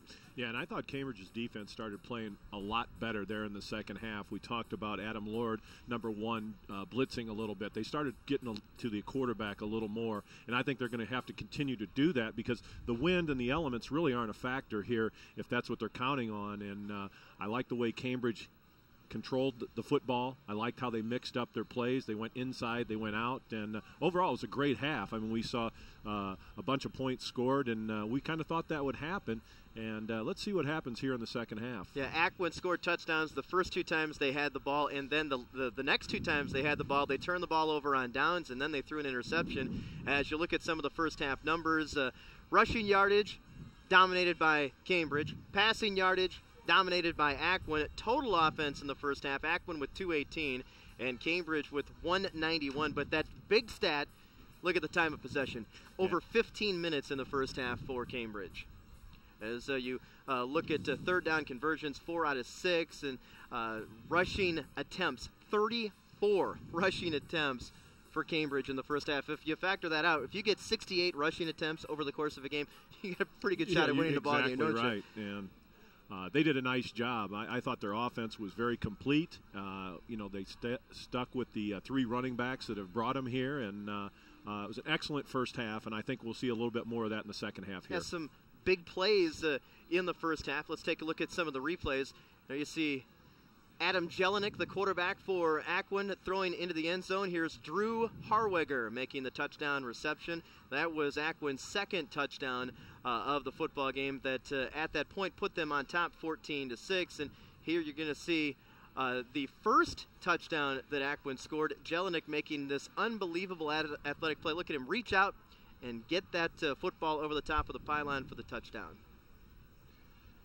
Yeah, here we go again with another highlight. Jelinek stepping up. I believe this is the interception here at the end of the first half.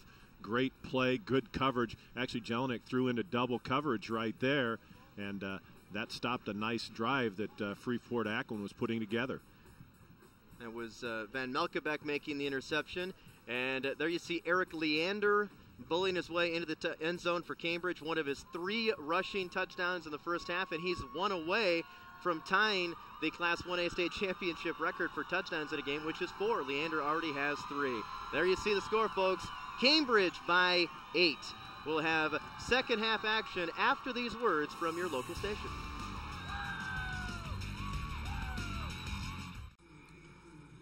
All right, welcome back. We're at halftime at Memorial Stadium, the Class 1A game. We are joined live by Aquin Bulldogs head coach Jake Rankin. Jake, what did you tell your team at halftime? You know that we just have to step it up. Cambridge is a good team, and we just have to prove that we belong to be here. You know, Jake, it's just one of those games. It seems like it's going to go down to the minute. You're going back. Yeah, you know, we really need to get some stops defensively, and hopefully that happens the second half. Jake, I got to say, your quarterback is terrific. Thank you. He's worked hard, and he plans, I think, to step it up the second half. Coach Rankin, good luck second half. Thank you very much. Okay, that's Aquin Bulldogs head coach Jake Rankin, whose team trails the Cambridge Vikings right now, 22-14. We're about ready to start the second half. Let's go back up to the booth with Jim Spencer and Steve Mays. Take it away, guys. All right, thanks. Key possession for Aquin right off the bat. Aquin is going to get the football first in the second half, and what you would like to see if you're Jake Rankin is to get some of that consistency that you had with your passing game in the early stages of the first quarter when you scored the first two times you had the ball. Well, I think that's exactly right. In those comments that he was talking with Mike Cleff on the sideline, he wants a little more consistency out of his offense, but I think he's looking for that as well on defense. They got out of position a few times, and Cambridge started pushing them around in the second quarter, and they need to correct a few things, or this ball game's going to get out of hand for them. How about Adam Jelinek in the first half? 183 yards passing. The Class 1A state championship game record is held by Mitch Tanney of Lexington back in 2001. That's 219 yards, so Jelinek could set a record. We could also see a record from Harweger. We could also see some records in terms of total yardage for this game for both teams. We're halfway there. it has been an offensive explosion here in the first half, and the teams, if they continue on this pace, they will break a record for yards in a Class 1A state championship. You know, and this record. is unique to 1A football. A lot of people, when they view 1A football or go watch it, you don't see this kind of scoring or this kind of back and forth, you know, one passing team, one run. You know, 1A football, as I know it in the past 30 years, is known as a running league, and it's nice to see this contrast, one running, one passing team, and let's see who here in the next 24 minutes wants to win a state championship. So it'll be real interesting, and great first half. Hopefully it carries over into the second half. You know, it's interesting. You remember the South Beloit team from 2003 that came down here to Champaign and won a state championship out of the northern part of the state as well. And you know, you're seeing more and more small schools going to more diversified passing type attacks. Don't you think some of that has to do with people think once you get into November that you're really, you know, with the weather, you can't consistently be able to throw. It's windy, it's rainy, it's snowing, and people have kind of hung around and said, you know, we got to be able to run the football. And but, you know, you're kind of seeing a little shift now. You're seeing teams going to a little more passing. Not something we're going to see from Cambridge, though. Adam Lord puts the boot into it for Cambridge as we restart the ball game. And it's Steve Vogt on the return looking for room both directions, doesn't find any, and poor field position for Aquin to start this second half. That was a swarming kickoff coverage team there for the Vikings. Aquin had a nice wall set up here on the right side. Vogt just could not get to it, but that was just all based on nice coverage by Cambridge.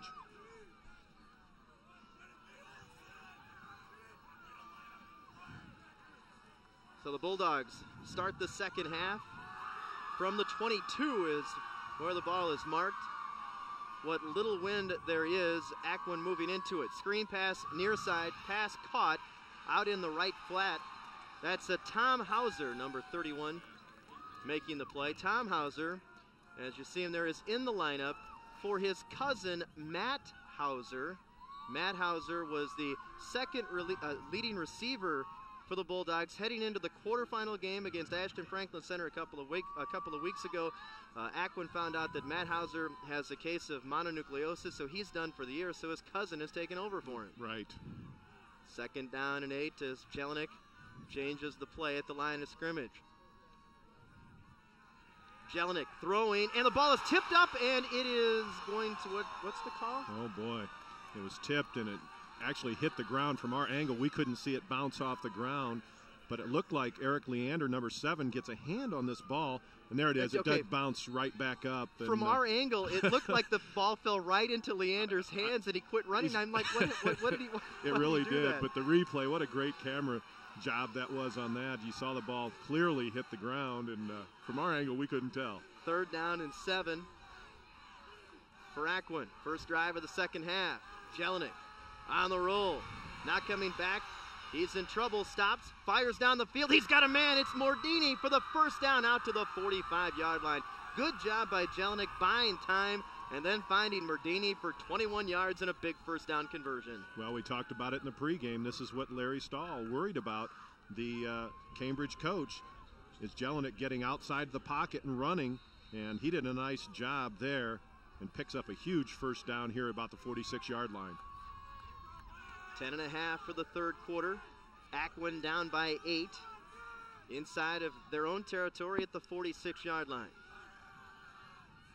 Jelinek takes the snap, and they're going to run a delayed handoff to Marini. He's into Cambridge territory to the 45, breaking free, and he's got a first down all the way down to the 38-yard line. Matt Marini picks up 17 and another Aquin first down. Boy, what a nice job by Marini. You see the draw play right there. They pull a lineman out in front of him. I believe that was Tristan Gallagher, number 72, getting out in front of him. And you see Gallagher still cleaning up the pile, but that was based on Matt Marini getting upfield, and nice play call by Freeport Aquin. So the ball is now at the Cambridge 38-yard line. Good look at Adam Jelinek right there from the end zone camera making an audible call. Blitz picked up. Pass is going to be incomplete, and we're going to see pass interference. Good call. I think the contact came just a little bit before the ball arrived. Chad Borkren, there you see him there, just a little bit anxious with his defensive coverage. And that'll be as we're going to see a replay of this. Yeah, Borkren just gets there a little bit early. Good pass coverage right there. Didn't have to go over the top of him, and going to get called for the penalty. That's going to give Freeport Aquin a first down at about the 23-yard line. So Aquin on the march. They made that third down conversion, and now they've moved down to the 23 inside of Viking territory, trying to.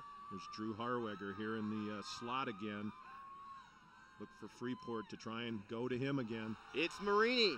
He's got the 20, and he falls forward to the 19. About a pickup of 4 for Matt Marini.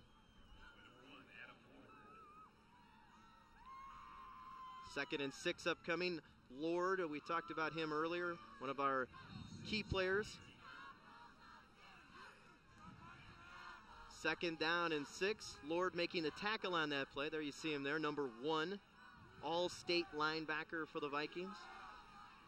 Yeah, one of our keys to the game we thought for Freeport Aquin is maintaining balance. I think they've done a nice job with that, mixing up run and pass. Right here you see Jelinek making another audible call. It's Marini breaking free to the 15 to the 10. Matt Marini down to the 8-yard line before he's brought down. It'll be first and goal for the Bulldogs of Aquin. I don't know if we'll catch it here on the replay, but watch the block by Zach Mordini, number 44, at the end of this play. You're going to see him come in and really clean up the pile. I'll tell you what, you got to like what Freeport Aquin's put together here on this first drive. Nice mix-up of plays. So first and goal from the 8-yard line. Early third quarter. Aquin on the move, down by 8. Jelinek is going to pitch it. It's Marini cutting back at the 5, surging forward, and he's close.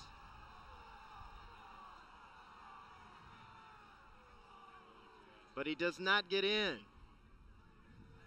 Second down, goal to go upcoming. And they've marked the ball just inside the 1. Well, it's real interesting that they will stay in the shotgun offense, guys. You never really see them go underneath center, as Jelinek, even on the 1-foot line, is still here in the shotgun. They're going to spread you out. Second down, goal to go. Aquin. Handoff, Marini, touchdown, Bulldogs. Matt Marini with his second touchdown of the game. An impressive drive for the Bulldogs as they answer back here early in the third quarter. Now they'll go for 2 and a chance to tie the game up. Touchdown number 29 for Matt Marini on the season. Well, that's a career for a lot of people. That kid's had a heck of a season. So out of the spread, the Bulldogs will go for two. As there you see a good shot of Marini. Trying to tie the game at 22 are the Aquin Bulldogs. Jelinek is going to run option. He's going to keep it, and he's going to dive in. We're tied at 22 here in the Class 1A state championship game. An impressive touchdown drive of close to 80 yards for the Aquin Bulldogs. And we're knotted up at 22-22, and the Bulldogs will put it back in play after this timeout and these words from your local stations.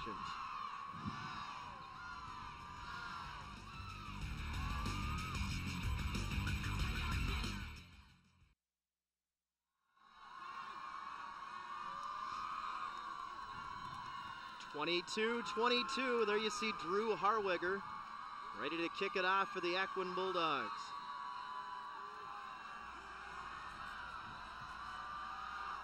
He's going to squib it along the ground, and it's fielded at about the 20-yard line. Kyle Morey breaking free, surging forward out close to the 45 before he's finally brought down. Nice return by Kyle Morey, a return of 28 yards, and the Bulldog offense will take over. 8 plays, 79 yards on the scoring drive, 3 minutes and 46 seconds. All the scoring drives outside of one have been rather long. 9 plays, 9 plays, 9 plays, 11 plays, 8 plays, and 4 plays for the scoring drives in this game in a 22-22 tie. Cambridge with 191 yards rushing, 167 of those yards on the ground. Here's Kyle Morey, off right tackle. Gets a couple. Let's look and see if Freeport Aquin has made any defensive changes here in the second half. Towards the end of the first half, they were getting pushed around a little bit. They started to go to that 9-man front we talked about. Let's take a look at that. That could be big for their defense. That last carry was actually by Eric Leander. Second down, and call it 6 for the Vikings. You do see 8 players there in the box. Casey Happick to the 50, up the right sideline, across the 40, breaking free. Casey Happick still on his feet all the way down to the 23-yard line before he's brought down. It'll be a first down for the Vikings off the pickup of 29 yards. Well, it's obvious that that little ankle injury he got right there at the end of the first half isn't bothering Casey Happick, as once again he gets things rolling. 99 yards in the first half, picks up another 29 there. Huge first half for Casey Happick. Maybe the team that has the ball last will be the team that wins this game. That could be. From the 23 inside of Aquin territory. Here's a handoff to Kyle Morey. He gets inside the 20 before he's pushed back. And a pickup of about 6 for number 3, Morey. Morey, the leading rusher for Cambridge, coming in with 1,360 yards. You know what's amazing about his stats, and I started doing that, I actually took a double take when I looked at it. He has an 11.7 yards per carry average. That's amazing from a halfback position. And when you look at Morey, he's 210 pounds, averaging Right. about 12 yards per carry. Right, exactly. Here's Happick again, looking for room. He's tripped up and then finished off by Harweger on a run to about the 15-yard line. It'll bring up third down and very short here for Cambridge. We're about halfway through the third quarter. 22-22 is your score. The first of 8 games on championship weekend from Memorial Stadium in Champaign. From the 15, as you see, it's 3rd and 2. Double tights, double wings. Nice close-up of the quarterback, Shane Lindbergh. Inside handoff, it is Leander, the fullback, and he's going to pound his way forward and get the first down. That's a play they had a lot of success with in the first half. They faked that fly sweep motion, have the receiver or running back coming across quickly behind the offensive line and turn around and hand it to Leander. And once again, he picks up nice yardage. They'll have 1st and goal from just inside the 10-yard line. Where did that sun go from the first half? I know. And all of a sudden, that wind is picking up a little bit and blowing at the backs of Cambridge Vikings. Out of an I formation this time, 1st and goal, just inside the 10. Here's a handoff. Kyle Morey fights his way forward to about the 6-yard line, and it'll be 2nd and goal for the Vikings. 22-22. 44 combined points, and we're approaching 500 yards of total offense between these two teams. Well, I just have to say this offensive line for Cambridge is very good, very senior-oriented. Only have one junior on the line of scrimmage, and that's the left guard. Everybody else is a senior, including both tight ends.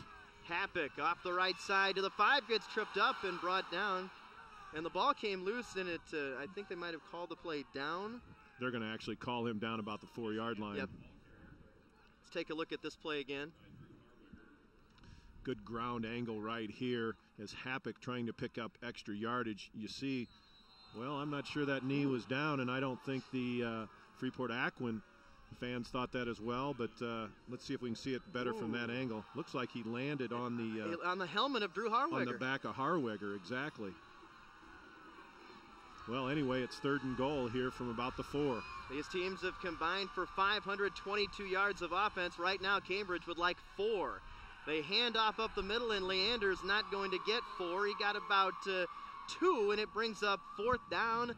4th down, and boy, will this be fun as we approach the 4-minute mark of the 3rd quarter.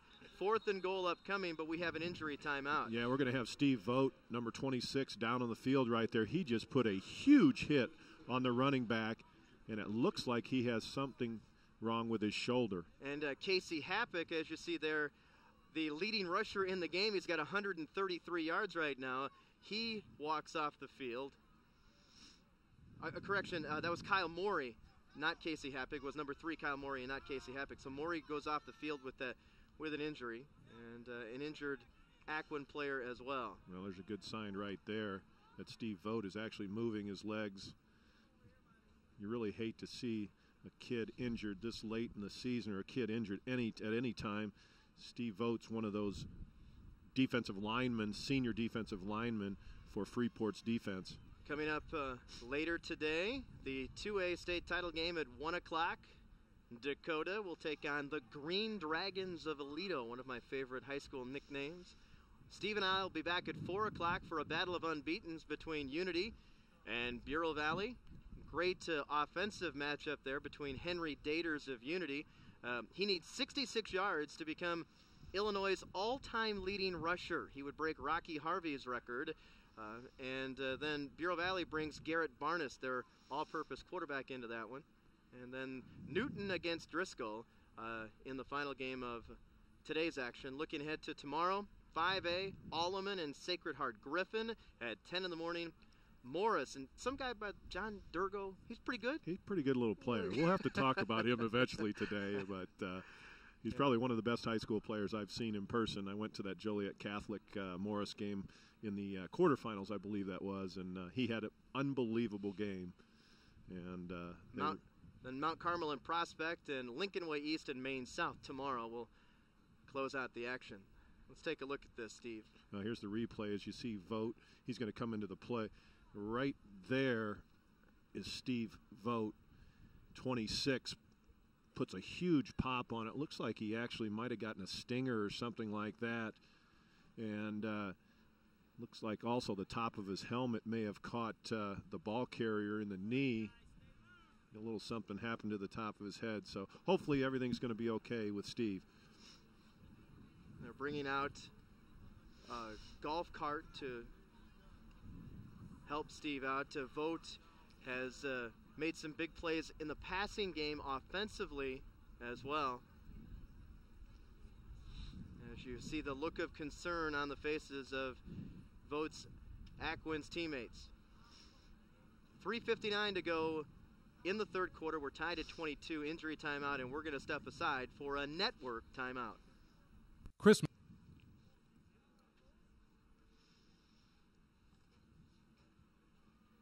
219 yards rushing for Cambridge, 215 yards passing in the game for Aquin. Over 500 yards of total offense combined between these two teams. And the Class 1A record for yards in a game combined is 725. So these teams are on pace to break that right now. But Jake Rankin and his coaching staff more concerned about the health of Steve Vogt right now. Cambridge, there you see 67 seasons of football. They started playing football at Cambridge back in 1939. There was actually a period of time where Cambridge started with 11-man football, didn't have enough kids in their school to play 11-man. So, back in the early days, they actually had 6-man football for a while. Cambridge played that for a while and then started playing 11-man football again. The 13 wins for Cambridge this year, the most in school history, and trying to win their first ever state championship as well. As you look at the coaching staff for Aquin, and right now let's go down to the field for an update from Mike Cleff. Thanks, Jim. Thanks, Steve. Obviously, a real concern. Steve Vogt is on the ground injured, and several of the players of Aquin came off the field. They said it's definitely his neck. It's such a concern that just moments ago his mother ran out on the field. So hopefully, bigger concern is that Steve Vogt is okay. But it's specifically it's a neck injury, but to what extent remains unseen. But obviously, on the field right now, there's definite concern, and hopefully Steve Vogt is okay. Back to you guys. One good thing that we saw earlier, Steve, you pointed it out, that Steve was moving his feet, and anytime there's an injury of this sort, they're going to be extra careful. Take every precaution that's necessary. Just because they're doing what they're doing now doesn't necessarily mean that this is a serious injury, but they're taking all the necessary precautions, and kudos to the training staff for making sure. And it was good to see that he was able to move his legs earlier when he was down in the field. Exactly, and just a great job by the medical staff as well. You see the Cambridge medical staff out there as well, and when anytime you have an injured player, no matter what the circumstances, they're doing a fine job with this, and hopefully things are fine with Steve Vogt, and he'll be okay. You look at the Lincoln Trail, and you look at the Northwest Upstate Illini, and you see a couple of conferences that of late have certainly dominated Class 1A football. This is actually the third time that the Northwest Upstate Illini and the Lincoln Trail have met in a state championship game. In 1997, Galena defeated Stark County 14-12. Galena out of the Northwest Upstate Illini. It was just the Upstate Illini back then. In 2004, last year, we talked about this before, Alexis United defeated Stockton 21-14. Alexis United out of the Lincoln Trail, and Stockton out of the Northwest Upstate Illini. And then this year, kind of the rubber match, I guess you'd say, right, as Cambridge and Aquin are going at it, as each conference has won once in the previous two meetings between these two leagues. Great look at some of the crowd here for this football game. Really, there's a great crowd as they start to filter in as well for the 2A football game, and this crowd is pretty quiet right now with an injured player on the field. Yeah, very, very quiet right now. Obviously, there's the scoreboard issue. You look at the scoreboard, and there's a lot of tension surrounding a 22-22 game in the state championship, but I think the concern for everybody in the stadium right now is for the health of Steve Vogt down on the field as they continue to take those precautions to get him ready to be moved off the field. And hopefully the word that we receive later today will be good news for Steve Vogt.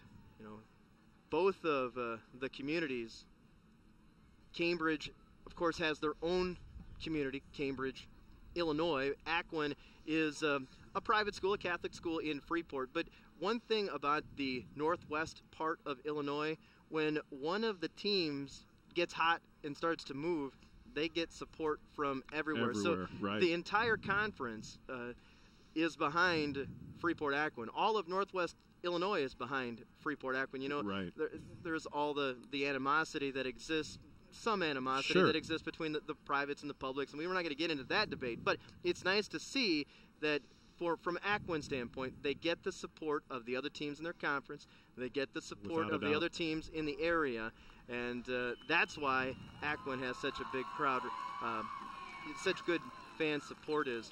There you see Steve Vogt being lifted up and put onto the cart to be taken off the field.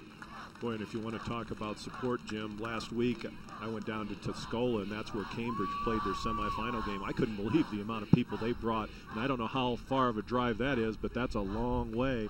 And they had a huge crowd there, and that was just an excellent game, and Cambridge obviously came out on top. So the fan support on both sides is really incredible. Yeah, Cambridge's city population is about 2,000, and as you look across the way over there, they're all here and then some. I would bet there aren't too many people left back in Cambridge right now. See some of the Cambridge fans looking on, and they're obviously looking on in concern for Steve Vogt, because you never like to see anything like that happen. No. And if we could get some of those fans to pull off their hats as well. A lot of them have the mohawks as well. We saw the superintendent of schools even has a mohawk, and all the players do as well. So, right, as Steve Vogt has now been taken off the field, he'll get further medical attention, and if we're able to get word on his condition, we'll pass it along to you a little bit later on. But back to it, folks, right into a big play. It's 4th and goal for Cambridge off the injury timeout. Lindbergh, the quarterback, sends Happick in motion. Play action, under pressure, throw into the end zone, and the ball is going to be caught for the touchdown. It's caught, and making the catch, Tyler Horberg. And Cambridge leads 28-22. It was Horberg, you remember, earlier in the game in the first half, he tipped up that interception at the end of the first half. Great job by Lindbergh, the quarterback right there. Doesn't throw a lot of balls, only thrown, 45 passes all year. That one for a touchdown. He's only had 17 completions coming into this game, 9 of them for touchdowns. He gets touchdown number 10 right there. And Cambridge will go for 2, trying to reclaim an 8-point lead. They go with an I formation backfield here. And they toss it. Casey Happick, right side, cuts forward, and he's cut down. The 2-point conversion, no good. Aquin holds. It's 28-22 in favor of Cambridge, and we'll look at this play once again.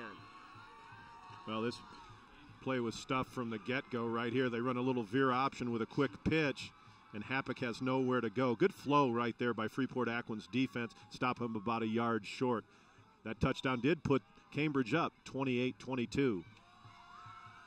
So we've told you many times that Lindbergh doesn't throw it very often, but he's thrown it big today. 2 fourth-down conversion pass completions for Shane Lindbergh in the ballgame. Right. He's a real cool-headed kid. I was standing on the Cambridge sideline last weekend during the stood next to him a few times. He's a real even-keel kid, doesn't get too high, too low, and really is quite a player here in his senior year. Well, how long has Larry Stahl been the head coach at Cambridge? Long enough to coach Shane Lindbergh and his father. I'm not sure Larry Stahl's going to be real happy with you pointed that out, but that was Jim Spencer that said that, Coach. Larry Stahl in his 26th year, and Bob Lindbergh, Shane's father, played for the Vikings 25 years ago. It's great. Here's Adam Lord's kickoff. Sailing to the far side, it bounces around, and it will bounce out of bounds for the penalty, and good field position upcoming for Aquin. With 3:46 to go in the third quarter, 28-22, Cambridge now on top of Aquin. Take a look at the scoring drive here. 9 plays, 56 yards, and the big 4th down reception by Tyler Horberg. Another one of those long drives, 9, 10 plays. We've seen a lot of that today.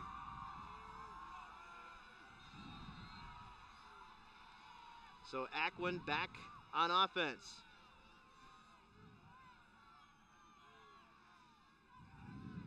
Handoff Marini.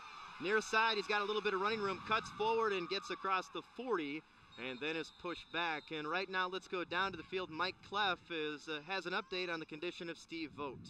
All right, thanks, Jim. Thanks, Steve. Real quick, I talked to one of the trainers for Aquin, and I asked him specifically the neck injury. He said the bad news is he is in a lot of pain. There was a lot of pain to his neck. The good news is he had movement in both arms and hands. So movement there, that's the good news. But the trainer said we're not going to take any chances. We're going to put him on the cart, take him off, and have him checked out. Steve, Jim? Very good news, and that's kind of what we alluded to, the fact that he was showing movement on the field when he was down. So that's very, very good news. Pass incomplete, intended on the near side for Zach Mordini.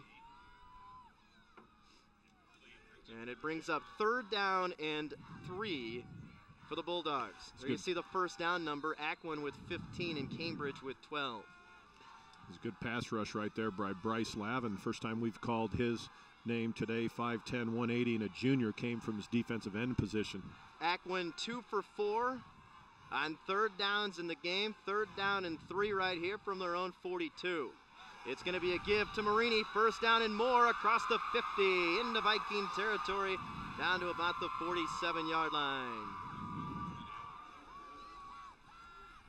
Let's take a look at this third down conversion Another for draw. the Aquin Bulldogs. Sorry about that, Steve. That's all right. Another draw action by Matt Marini right there. You see the good line play right there, closing everything down as Marini just picks up positive yardage there again for the Freeport offense. 80 yards rushing for Marini on 11 carries. Jelinek to throw on first down. Over the middle, he's got Harweger, and a first down to the 35. 8th catch of the game for Drew Harweger. See if we get a chance to see this. Jelinek actually locks on to Harweger right away. Harweger was in the slot, just ran a simple post pattern. And the thing I like about Harweger a lot, he never lets the ball get into his body. He catches everything with his hands out in front. Adam Jelinek has now thrown for 227 yards. That is a new Class 1A state championship game record. The old record was 219. Handoff, Marini, up the middle. Marini bounces to the outside, now back inside as he gets down to the 19-yard line. And now Aquin running and passing. We told you during the pregame that this is not just a passing offense, it's a balanced offense, and they're showing that right now. Well, Cambridge's defense's ends are widening a little bit right now and rushing hard upfield. Freeport Aquin is taking advantage of that and making them defense the inside, and they're having some success running the ball between the tackles right now. First down at the 18 in Cambridge territory. Jelinek, handoff. It's Marini again. Marini fighting forward down close to the 10-yard line. A pickup of 7 or 8 yards for Matt Marini, senior running back for Aquin. Well, same play. Marini's just going to come from his running back play, run a little counter action on that one, and you see Lord come up and make a tackle, Adam Lord, but not after a huge first down play by. Inside of a minute for the third quarter, 28-22 Cambridge, 2nd and 2 from the 10. Look at these ends, Jim. They're way out wide and working way upfield like that, giving a lot of running lanes on the inside. Marini up the middle to the 5. He's got the first down. It's going to be 1st and goal for the Bulldogs. Back and forth we go with these high-powered offenses for Aquin and Cambridge. 26 seconds to go third quarter. Here's as the you see this replay. play. You see the defensive ends working their way out that way. Marini is a very smart running back as a senior. Realizes I got to get upfield, and once again picks up a first down. Yeah, I like the play calling for Freeport Aquin right now. Really spreading them out on defense. This could be the final play of the third quarter inside of 10 seconds. Jelinek takes the snap. Hands off to Marini up the middle. Touchdown Bulldogs. Matt Marini has tied the game at 28 with 1 second to go in the third quarter. Marini with his third touchdown rushing. Boy, there's a huge block by number 58, Mike Beckman, on the offensive line. Pushes the linebacker, number 7, Eric Leander, back into the end zone as Freeport Aquin once again will go for 2 points. Trying to take a 30-28 lead. Jelinek out of the shotgun. Looking to throw. Near side, end zone, touchdown, Mordini. Not a touchdown, that's a 2-point conversion, Jim. Either way, it's a 30-28 lead for the Aquin Bulldogs. Well, Zach Mordini did a nice job, worked his defensive back up to the back of the end zone, then worked his way back to the quarterback. Great throw by Adam Jelinek. We'll be able to see both the touchdown and the 2-point conversion on these replays. Yeah, here's the touchdown run as Marini just straight upfield, basically untouched into the end zone. And on the 2-point conversion, they just go with a little deep out route, and Jelinek once again puts the ball right on the money. I'll tell you, you have to be impressed with Adam Jelinek's arm. He's 6 foot 185 and a senior. but I'm more impressed with how he's reading the field, spreading the ball around to his different receivers. Freeport Aquin has come to play here this afternoon. 30-28, Aquin. These teams have scored on all but 2 possessions in this game. Oh, correction, I'm sorry, all but 3 possessions in the game, and it's a 30-28 lead in favor of Aquin with just 1 second to play in the third quarter as Aquin will get ready to put it back in play with a kickoff from Drew Harweger, who is teeing it up right now. Jelinek with 227 yards passing. Marini with 115 yards rushing for the Bulldogs. Hapik has 133 yards rushing for Cambridge. Here's a squib kick, and it's going to be bobbled momentarily, then picked up by Casey Hapik as he gets to the 30 and fighting to the 31, and that will end the third quarter. 3 quarters in the books here at Memorial Stadium in Champaign. It's a 2-point lead for the Aquin Bulldogs. We'll be back for the fourth quarter after these messages from your local stations.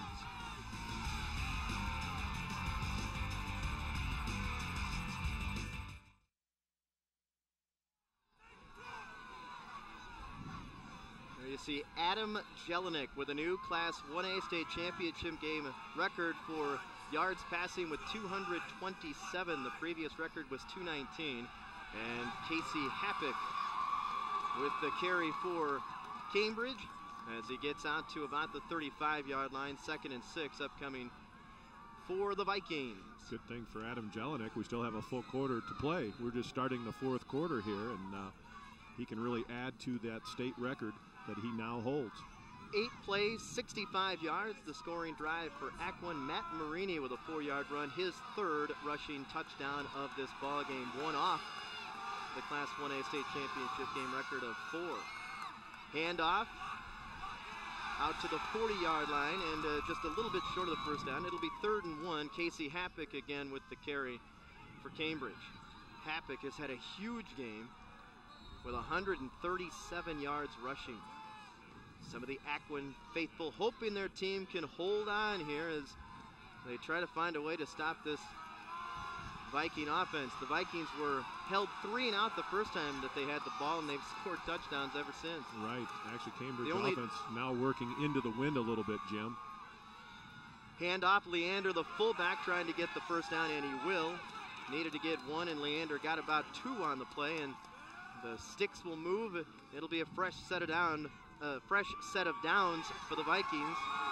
There you see Leander heading back to the huddle. 11 carries, 37 yards, and 3 touchdowns for Leander. 23 rushing touchdowns on the year for the young man.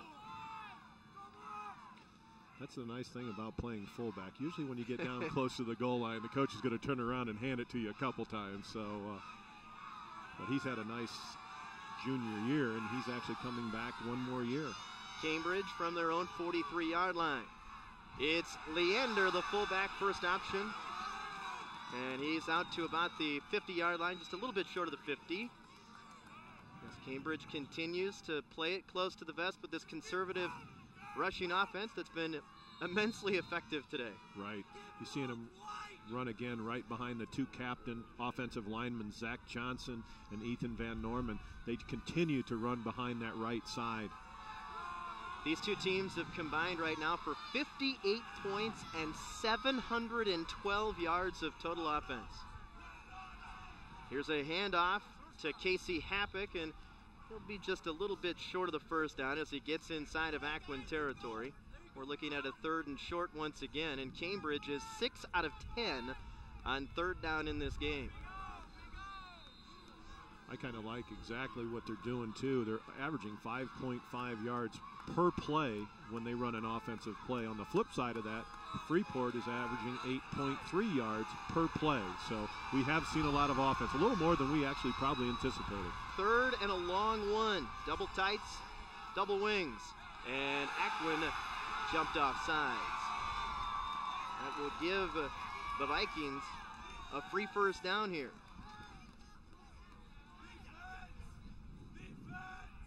.9:06 on the clock for your fourth quarter. That play right there can't make Jake Rankin Very happy you see him there on the sideline. That's a mental mistake. You don't like those from your players.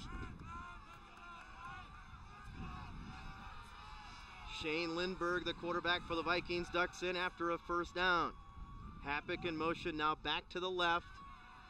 They're going to run it up the middle and minimal yardage on the play. Cambridge very content to stay in that game plan, Jim. They're not trying anything they haven't done all year. They're very happy with Leander up the middle, Hapick to the outside. I'm just waiting. I know they're going to throw in some kind of a play-action pass. That's what they like to do, and we heard Larry Stahl say that when we talked to him pre-game. He thought he'd try and do that late in the game. 2nd and 8 from the 41 inside of Aquin territory. Not many penalties in the ball game, as you saw the graphic on your screen there. Here's a handoff. Hapick gets to about the 35-yard line, a couple of yards short of the first down, and once again, 3rd and very manageable for Cambridge. Yeah, Hapick has very good feet. You can see right here the hole is actually blocked, bounces it back to the left, and Cambridge offensive line, I know we've said it a couple times, starting to wear down that Freeport Aquin front four. So another 3rd and short here for the Vikings as they approach the line of scrimmage. Inside of 8 minutes for the 4th quarter. Freeport once again has 9 men on the line of scrimmage. Leander's going to get the carry and get the first down. This would be the 3 yards and a cloud of dust theory of offense here for Coach Larry Stahl, is methodically marching down the field.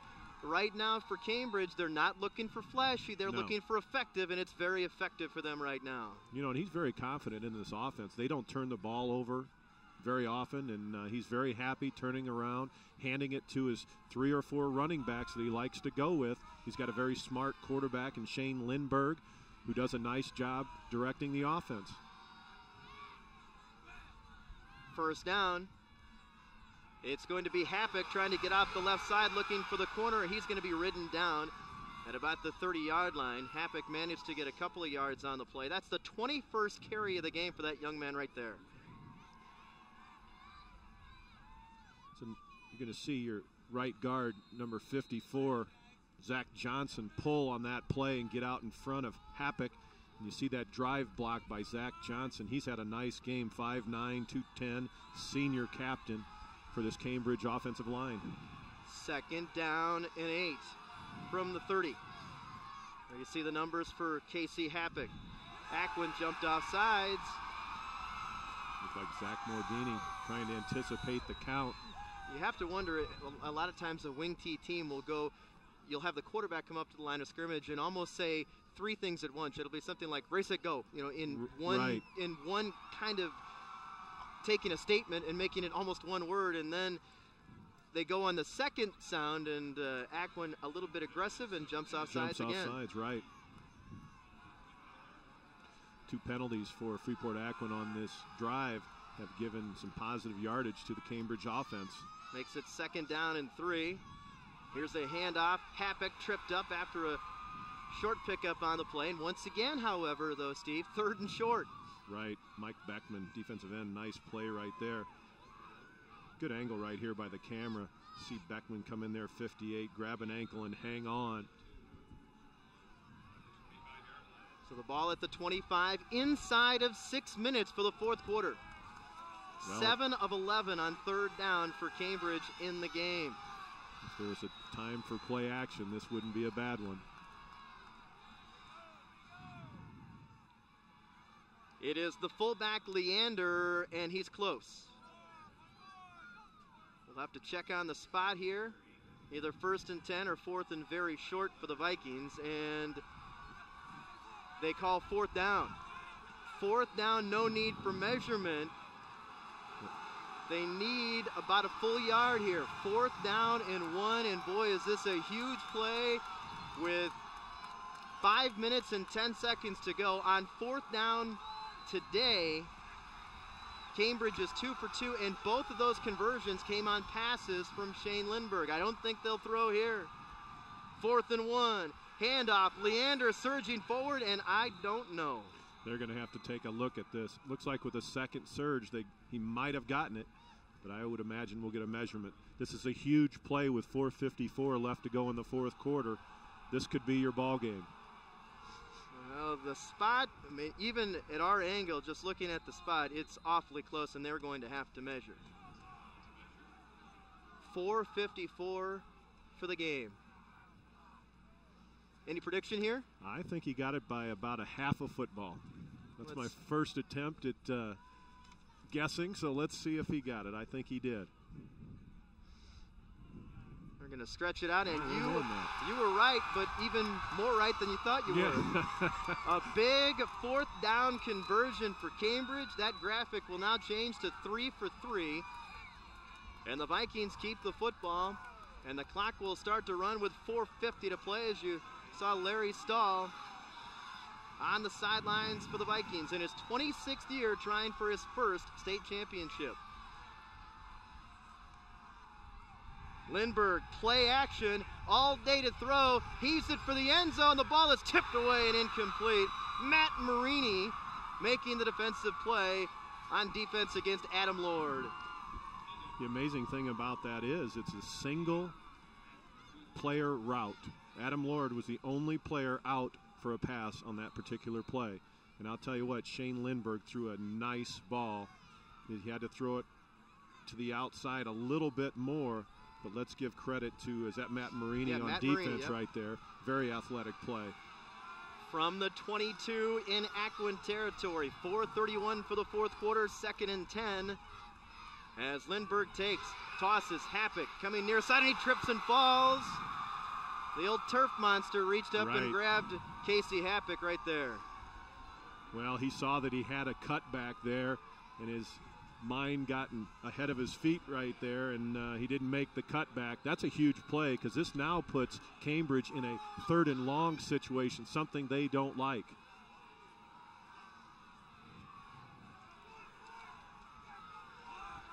Four minutes to play in the ball game. 3rd down efficiency. They've 7 of 12 this afternoon. Let's see if they can get another one. From the 24-yard line, they're going to toss it. Happik looking to throw to the end zone, and Lord, and he dives, and he can't come up with it. Happik on the halfback option pass comes up empty, and now it's 4th and 12. Boy, I love the play call, though, right there. Happik had Lord running down the right side of the field here, carried out his fake, just threw that ball a little wide. If he throws that to the back of the end zone, Lord catches that one for a touchdown. So now Cambridge is going to spend a timeout to talk about their biggest play of the year. 3:44 for the fourth quarter, Aquin 30, Cambridge 28. It's going to be 4th and 12 after this timeout. There you see the Aquin defense around Coach Jake Rankin. Rankin trying to win a state championship in his 2nd year as a head coach. That's right. He comes into this game 18-5, and that's a nice start to his coaching career. And I liked our talk pre-game with Coach Rankin. He's a very excitable kind of guy, and has really put a lot of effort along with his assistant coaches into this season. And some of those assistant coaches, Craig Jenkins, Todd Kramer, Andy Hughes, Tim Brannick, and Dr. Marty Janicki, they've done a nice job for him. People don't realize how much time these coaches put in, and Coach Rankin and his staff have done a great job. Marty Janicki was the head coach at Aquin prior to Rankin taking over. So a huge 4th down upcoming for the Cambridge Vikings. Well, if you're Cambridge, what do you do here? I think you've got to go back to the air, something they don't like to do, and I don't know how many offensive pass plays they have, but we'll see if quarterback Shane Lindbergh puts the ball in the air again. From the 24-yard line, 4th and 12 for the Vikings, down by 2. Lindbergh takes to throw. He's got time. He's going to pop fly to the end zone for Lord. The ball tipped away and incomplete. Lord had it and couldn't hold on. Good defensive play. Aquin takes over on downs with 3:38 to go. Nick Amadeo making the defensive play to knock the ball away from Lord in the end zone. Boy, what a great play. Straight drop back pass by Lindbergh. Actually throws a great ball. Throws it the only place he can. But that's just great defensive play by Amadeo. We haven't called his name a lot. You don't call defensive backs' names a lot when you play against a running team. But he stepped up and made a nice play. Nick Amadeo making the defensive play. He's a junior, 5'9", 140 pounds, making the play of the year so far for Aquin. Because that was a perfectly thrown ball. The ball fumbled! Oh my. It's loose! It was a bad snap, and I think Cambridge recovered, and they did! It's Cambridge football off the turnover. My, oh my. Wow, we'll have to take another look at this. I think Jelinek just looks up after this ball snapped to him. Not a bad snap, a little bit low towards the left knee. Matt Marini actually got in his way as the running back, and what a heads-up play by Cambridge.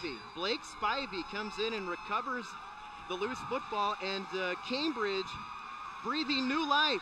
First down at the Aquin 21 with 3.5 minutes to go. Second turnover of the game for Aquin. Casey Happick up the middle gets a couple of yards. Well, Cambridge has 2 timeouts left, 3:25 left on the clock. Clock is moving. Plenty of time here inside the 20-yard line. And Cambridge with a couple of timeouts remaining. It'll be 2nd and 8. Now you see Cambridge. Again, we told you earlier, they've only turned the ball over 5 times Amazing. the entire season. No turnovers in this game, and Aquin with 2. Lindbergh fumbles the ball loose, and I think Lindbergh was able to get on top of it. Wow. We haven't seen the ball on the field this many times all game. Here late in the fourth quarter, back-to-back possessions, we're seeing the ball on the field. Coming up here in just a moment, we'll have the Illinois Army National Guard defensive play of the game. That'll be coming up in a little bit. 2:37 for the football game. Aquin with a 30-28 lead, trying for their 3rd state championship. There you see Spivey just a moment ago, who came up with that huge fumble recovery to set his team up deep inside of Aquin territory. From the 20, here's a handoff. Leander up the middle. He's going to get to about the 15-yard line, and it brings up another 4th down play.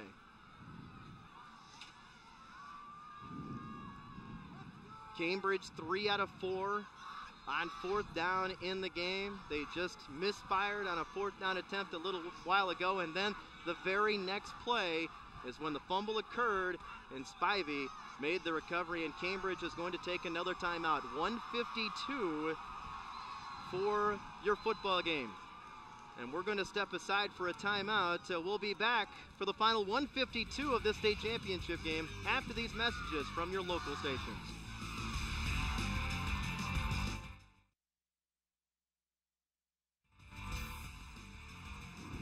There you see the schedule of games for the remainder of today. 3 more state championship games to be decided, but some tension right now. High drama in the 1A title game. 1:52 to go. Cambridge 4th and 4 at the Aquin 15-yard line. They bring a man in motion. Lindbergh takes. They run it up the middle, and I don't know. Oh boy, he's short. It's going to be short, I think. Yard and and a Cambridge only has 1 timeout left. They ran it up the middle to Casey Happick, and he stopped short. It's Aquin football going the other way. How about the Aquin defense stepping up again after the fumble to force Cambridge to give it up on downs? I thought that Cambridge offense might try and go outside a little bit with Happick. There they just run blast action and run right at him. Great job by Freeport Aquin's front 5 on defense. So Aquin in great shape right now. Cambridge only has 1 timeout left. If Aquin holds on to the ball, they should be all right. And they nearly fumbled it again as Jelinek mishandled that snap momentarily. As they hand off to Marini for a little bit of yardage. And Cambridge will have to spend a timeout. Will spend its final timeout, you would think, here fairly soon. Well, some of our viewers are probably wondering why the quarterback doesn't go under center, Jim. It's not something they do all year, so why change it this late with 1:22 left to go in the fourth quarter in your final game of the season? They're going to stay with the shotgun. That's what they do best. 2nd down play. Again, they stay with the spread. They stay with the shotgun. Low snap, handoff Marini up the middle. He manages to squirm forward for a couple of yards onto the 16, and Cambridge is going to spend its timeout here with 1:02 to play in the Class 1A state championship game. We're going to step aside for a timeout. We're back after these messages.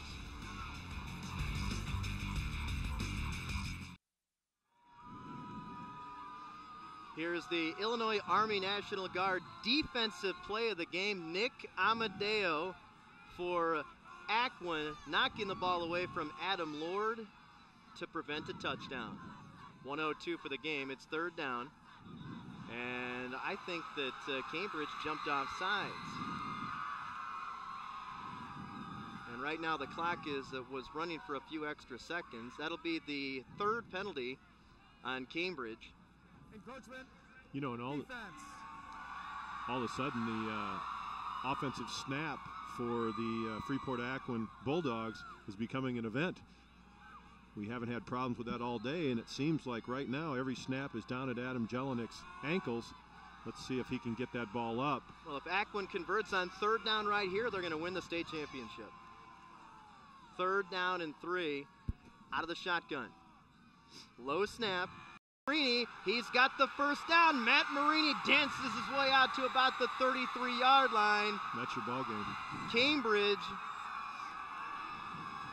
The scoreboard says they still have one timeout remaining, but I thought they spent their last one a little bit ago. As you see this big third down conversion run from Matt Marini. Well, 2 snaps of the football and the ball game is over. Actually, by the time they snap it here, yeah, you might. One more snap of the football, and Aquin is going to be crowned state champion. And there's Coach Jake Rankin. How happy that guy got to be. Coach Jake Rankin with the stocking cap on. He's not convinced they won yet. No. He's going to take a timeout here with 21 seconds to go. And will this be a pretty sweet victory formation for the Aquin Bulldogs here in a little bit? I got a feeling it is.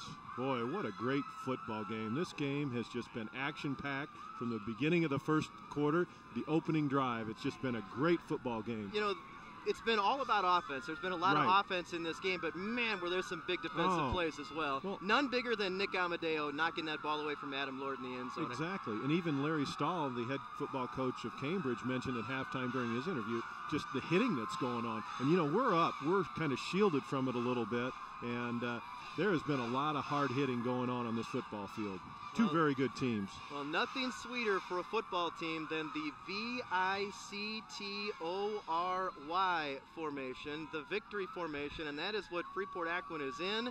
They'll snap it one more time, and they take the snap and they take a knee, and the clock will count down. The Aquin Bulldogs are going to win their third state championship. They remain perfect in state championship games. 1981, 1986, and as the clock reaches 0, 2005, the Aquin Bulldogs have captured the Class 1A state championship with a 30-28 victory over the Cambridge Vikings. One of the most entertaining 1A state championship games that we've seen, Steve. I'll tell you, it really is. And what a fun group of Aquin players that is. And I'll tell you, a few of them are back next year, so you better watch out. I knew they lose some of those offensive linemen, but some of their skilled players are coming back.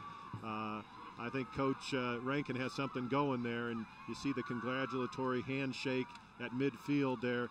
Nice gesture of sportsmanship, and let's give some credit to Cambridge as well. They came in, stuck with their game plan, really had a great season, came into this game 13-0, and just, I mean, had a fantastic season. You have to tip your hat to Larry Stahl and his coaching staff for all the hard work they've done, but it's Freeport Aquin's day today, Jim. Yeah, how about Aquin in 1 year revitalizing their offense, changing everything? They go from a wing T wishbone team to a spread team, and they're throwing the football everywhere, and they turn it around in enough time to win a state championship. They do it with a final record of 13-1. Steve, they were 6 seconds away from going undefeated this year. They lost to Galena 26-20 early in the season, Galena blocked a punt with 6 seconds left and took it into the end zone to win that game 26-20. But now Aquin state champs. And let's go down to the field where Mike Pleff is standing by. All right, thanks, Steve. Thanks, Jim. And we are joined by head coach Jake Rankin and quarterback Adam Jelinek. First of all, we'll get with the coach. And Coach Rankin, just what a fabulous ball game. It really was. What a great game. And I'm just so proud of our guys right now.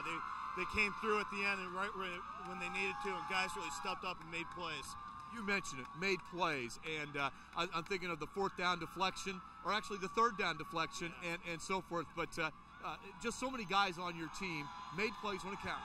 And they had to. This Cambridge ball club was very good, and they could really run the ball. And to get 2 4th down stops on that end of the field, it was just amazing. Our defense really stepped it up when it counted. Our guys just made plays. Our offensive line they changed a little bit defensively. Our offensive line picked up the defenders, and Matt did a great job, breaking tackles and reading the blocks. It was a team effort today. Coach, stick around a minute. I'm going to talk to this guy on my left and your right. This is Adam Jelinek. And Adam, first of all, I know it's just been a couple of moments, but can you believe what kind of game this was? It was a great game. Both teams play extremely hard. Both teams deserve to be here. Adam, you set a state record, most passing yards in the Class 1A championship game. But everyone said on the sideline, you're all about the team. And winning a state championship, what does that mean? Oh, it's the greatest feeling in the world. It means more than anything that could have happened this season. What does it say about this team? You guys take the lead, then fall behind, and come back. What does that say about the Bulldogs' character? I love this team. We've been, like us seniors, we've been working hard for 4 years. Everyone else has been working hard for 3, 2, and 1, and we just pulled together as a team today and won it. All right, real quick, Jake, how good is this guy? Oh, he's fantastic. He makes a lot of people look good on this team, and we're glad he's on our side. All right, well, let's go get your trophy. Head coach Jake Rankin and quarterback Adam Jelinek. Congratulations, guys. What a fabulous ball game. You heard it from them. The Aquin Bulldogs, your Class 1A state champion, in a fabulous ball game as they edge the Cambridge Vikings. Guys, I hope the rest of the games are like this one. Terrific. Steve and Jim, back up to you guys in the booth. I just talked to Adam Jelinek down in the field, 15 for 24, 227 yards. But how about Matt Marini, 131 yards in the game, 100 of those 131 yards coming in the second half of this game. Exactly. Had 3 TDs to add to that, too, as well. So I'll tell you, there are a couple of most valuable players for Freeport's team today, no doubt about that. So 30-28, Aquin wins its third state championship in school history, as there you see members of the Aquin team. Shane Lindberg is one of the captains, along with Zach Johnson and Ethan Van Norman, a couple of offensive linemen. Coach Larry Stahl was very complimentary of his offensive linemen, saying it's very unusual to have a team elect 2 linemen be captains, and it says a lot about their leadership ability, and a tough situation to win 13 in a row. Feel like you're in good position, driving down the field with an opportunity to take the lead and then come up a little bit short. But what a great season for Cambridge. School record, 13 wins. Exactly. And you look at bringing back Eric Leander, Kyle Morey, Casey Happick, 3 running backs as juniors that were honorable mention All-Staters this year. Exactly. That's a nice nucleus to have coming back next year. And there you see the Freeport Aquin team as well, giving them their kudos that they deserve here at the end of the season. And I'll tell you, I'm very proud of both of these teams. They both played hard, and it was one of the better Class A games that you and I have been involved in. Remember, one of our keys to the game, Steve, was 2-point conversions. Correct. Difference in the game, a 2-point conversion in this one. And Aquin comes out on top by 2 as Cambridge continues to get their second-place medals.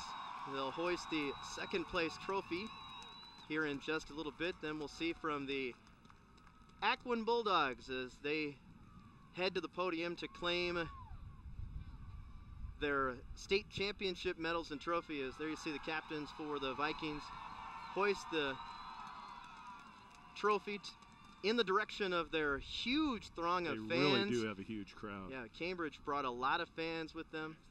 The Vikings finish 13-1, as does Aquin.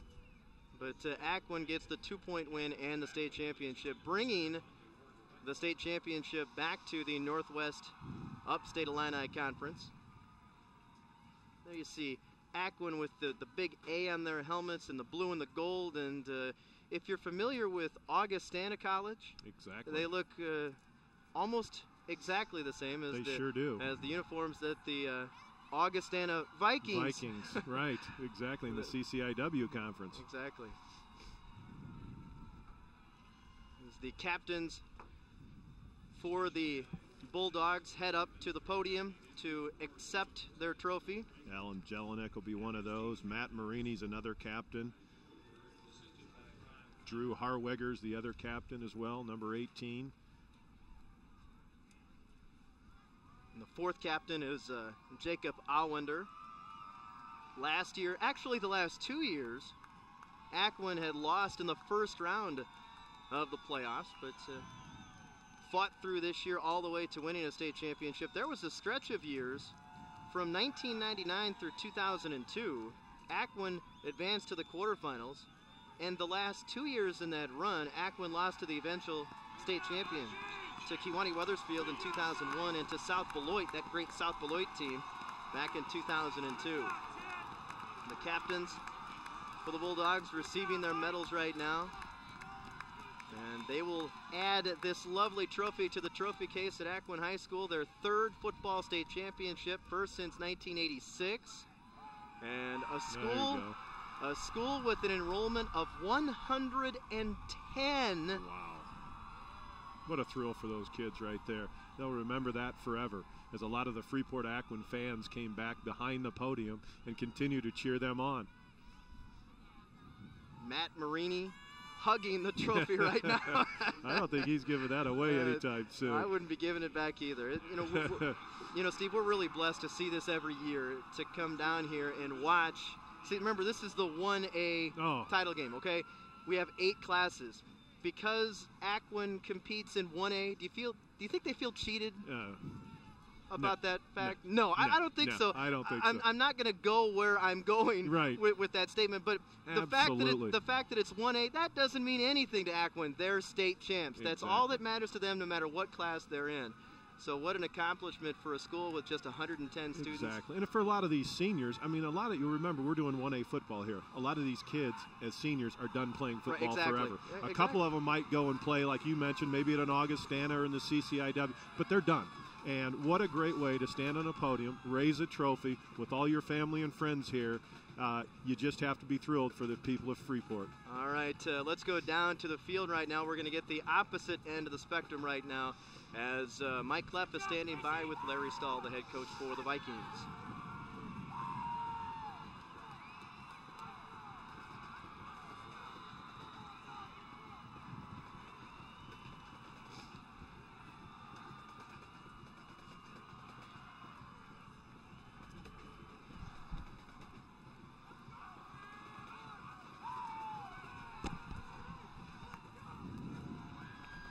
We'll keep it up here in the booth for now as you continue to see the Bulldogs celebrate. Ball game all the way around. Thanks, Larry. I'll let you go take the team picture. 30-28. Once again, your final score is Aquin is the first of our 8 state champions coming up here on championship weekend at Memorial Stadium in Champaign.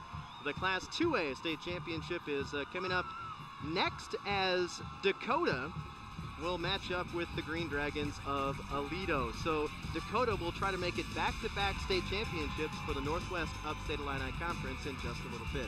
We're going to step aside for a timeout, a local timeout. We'll be back to Memorial Stadium in Champaign in just a moment.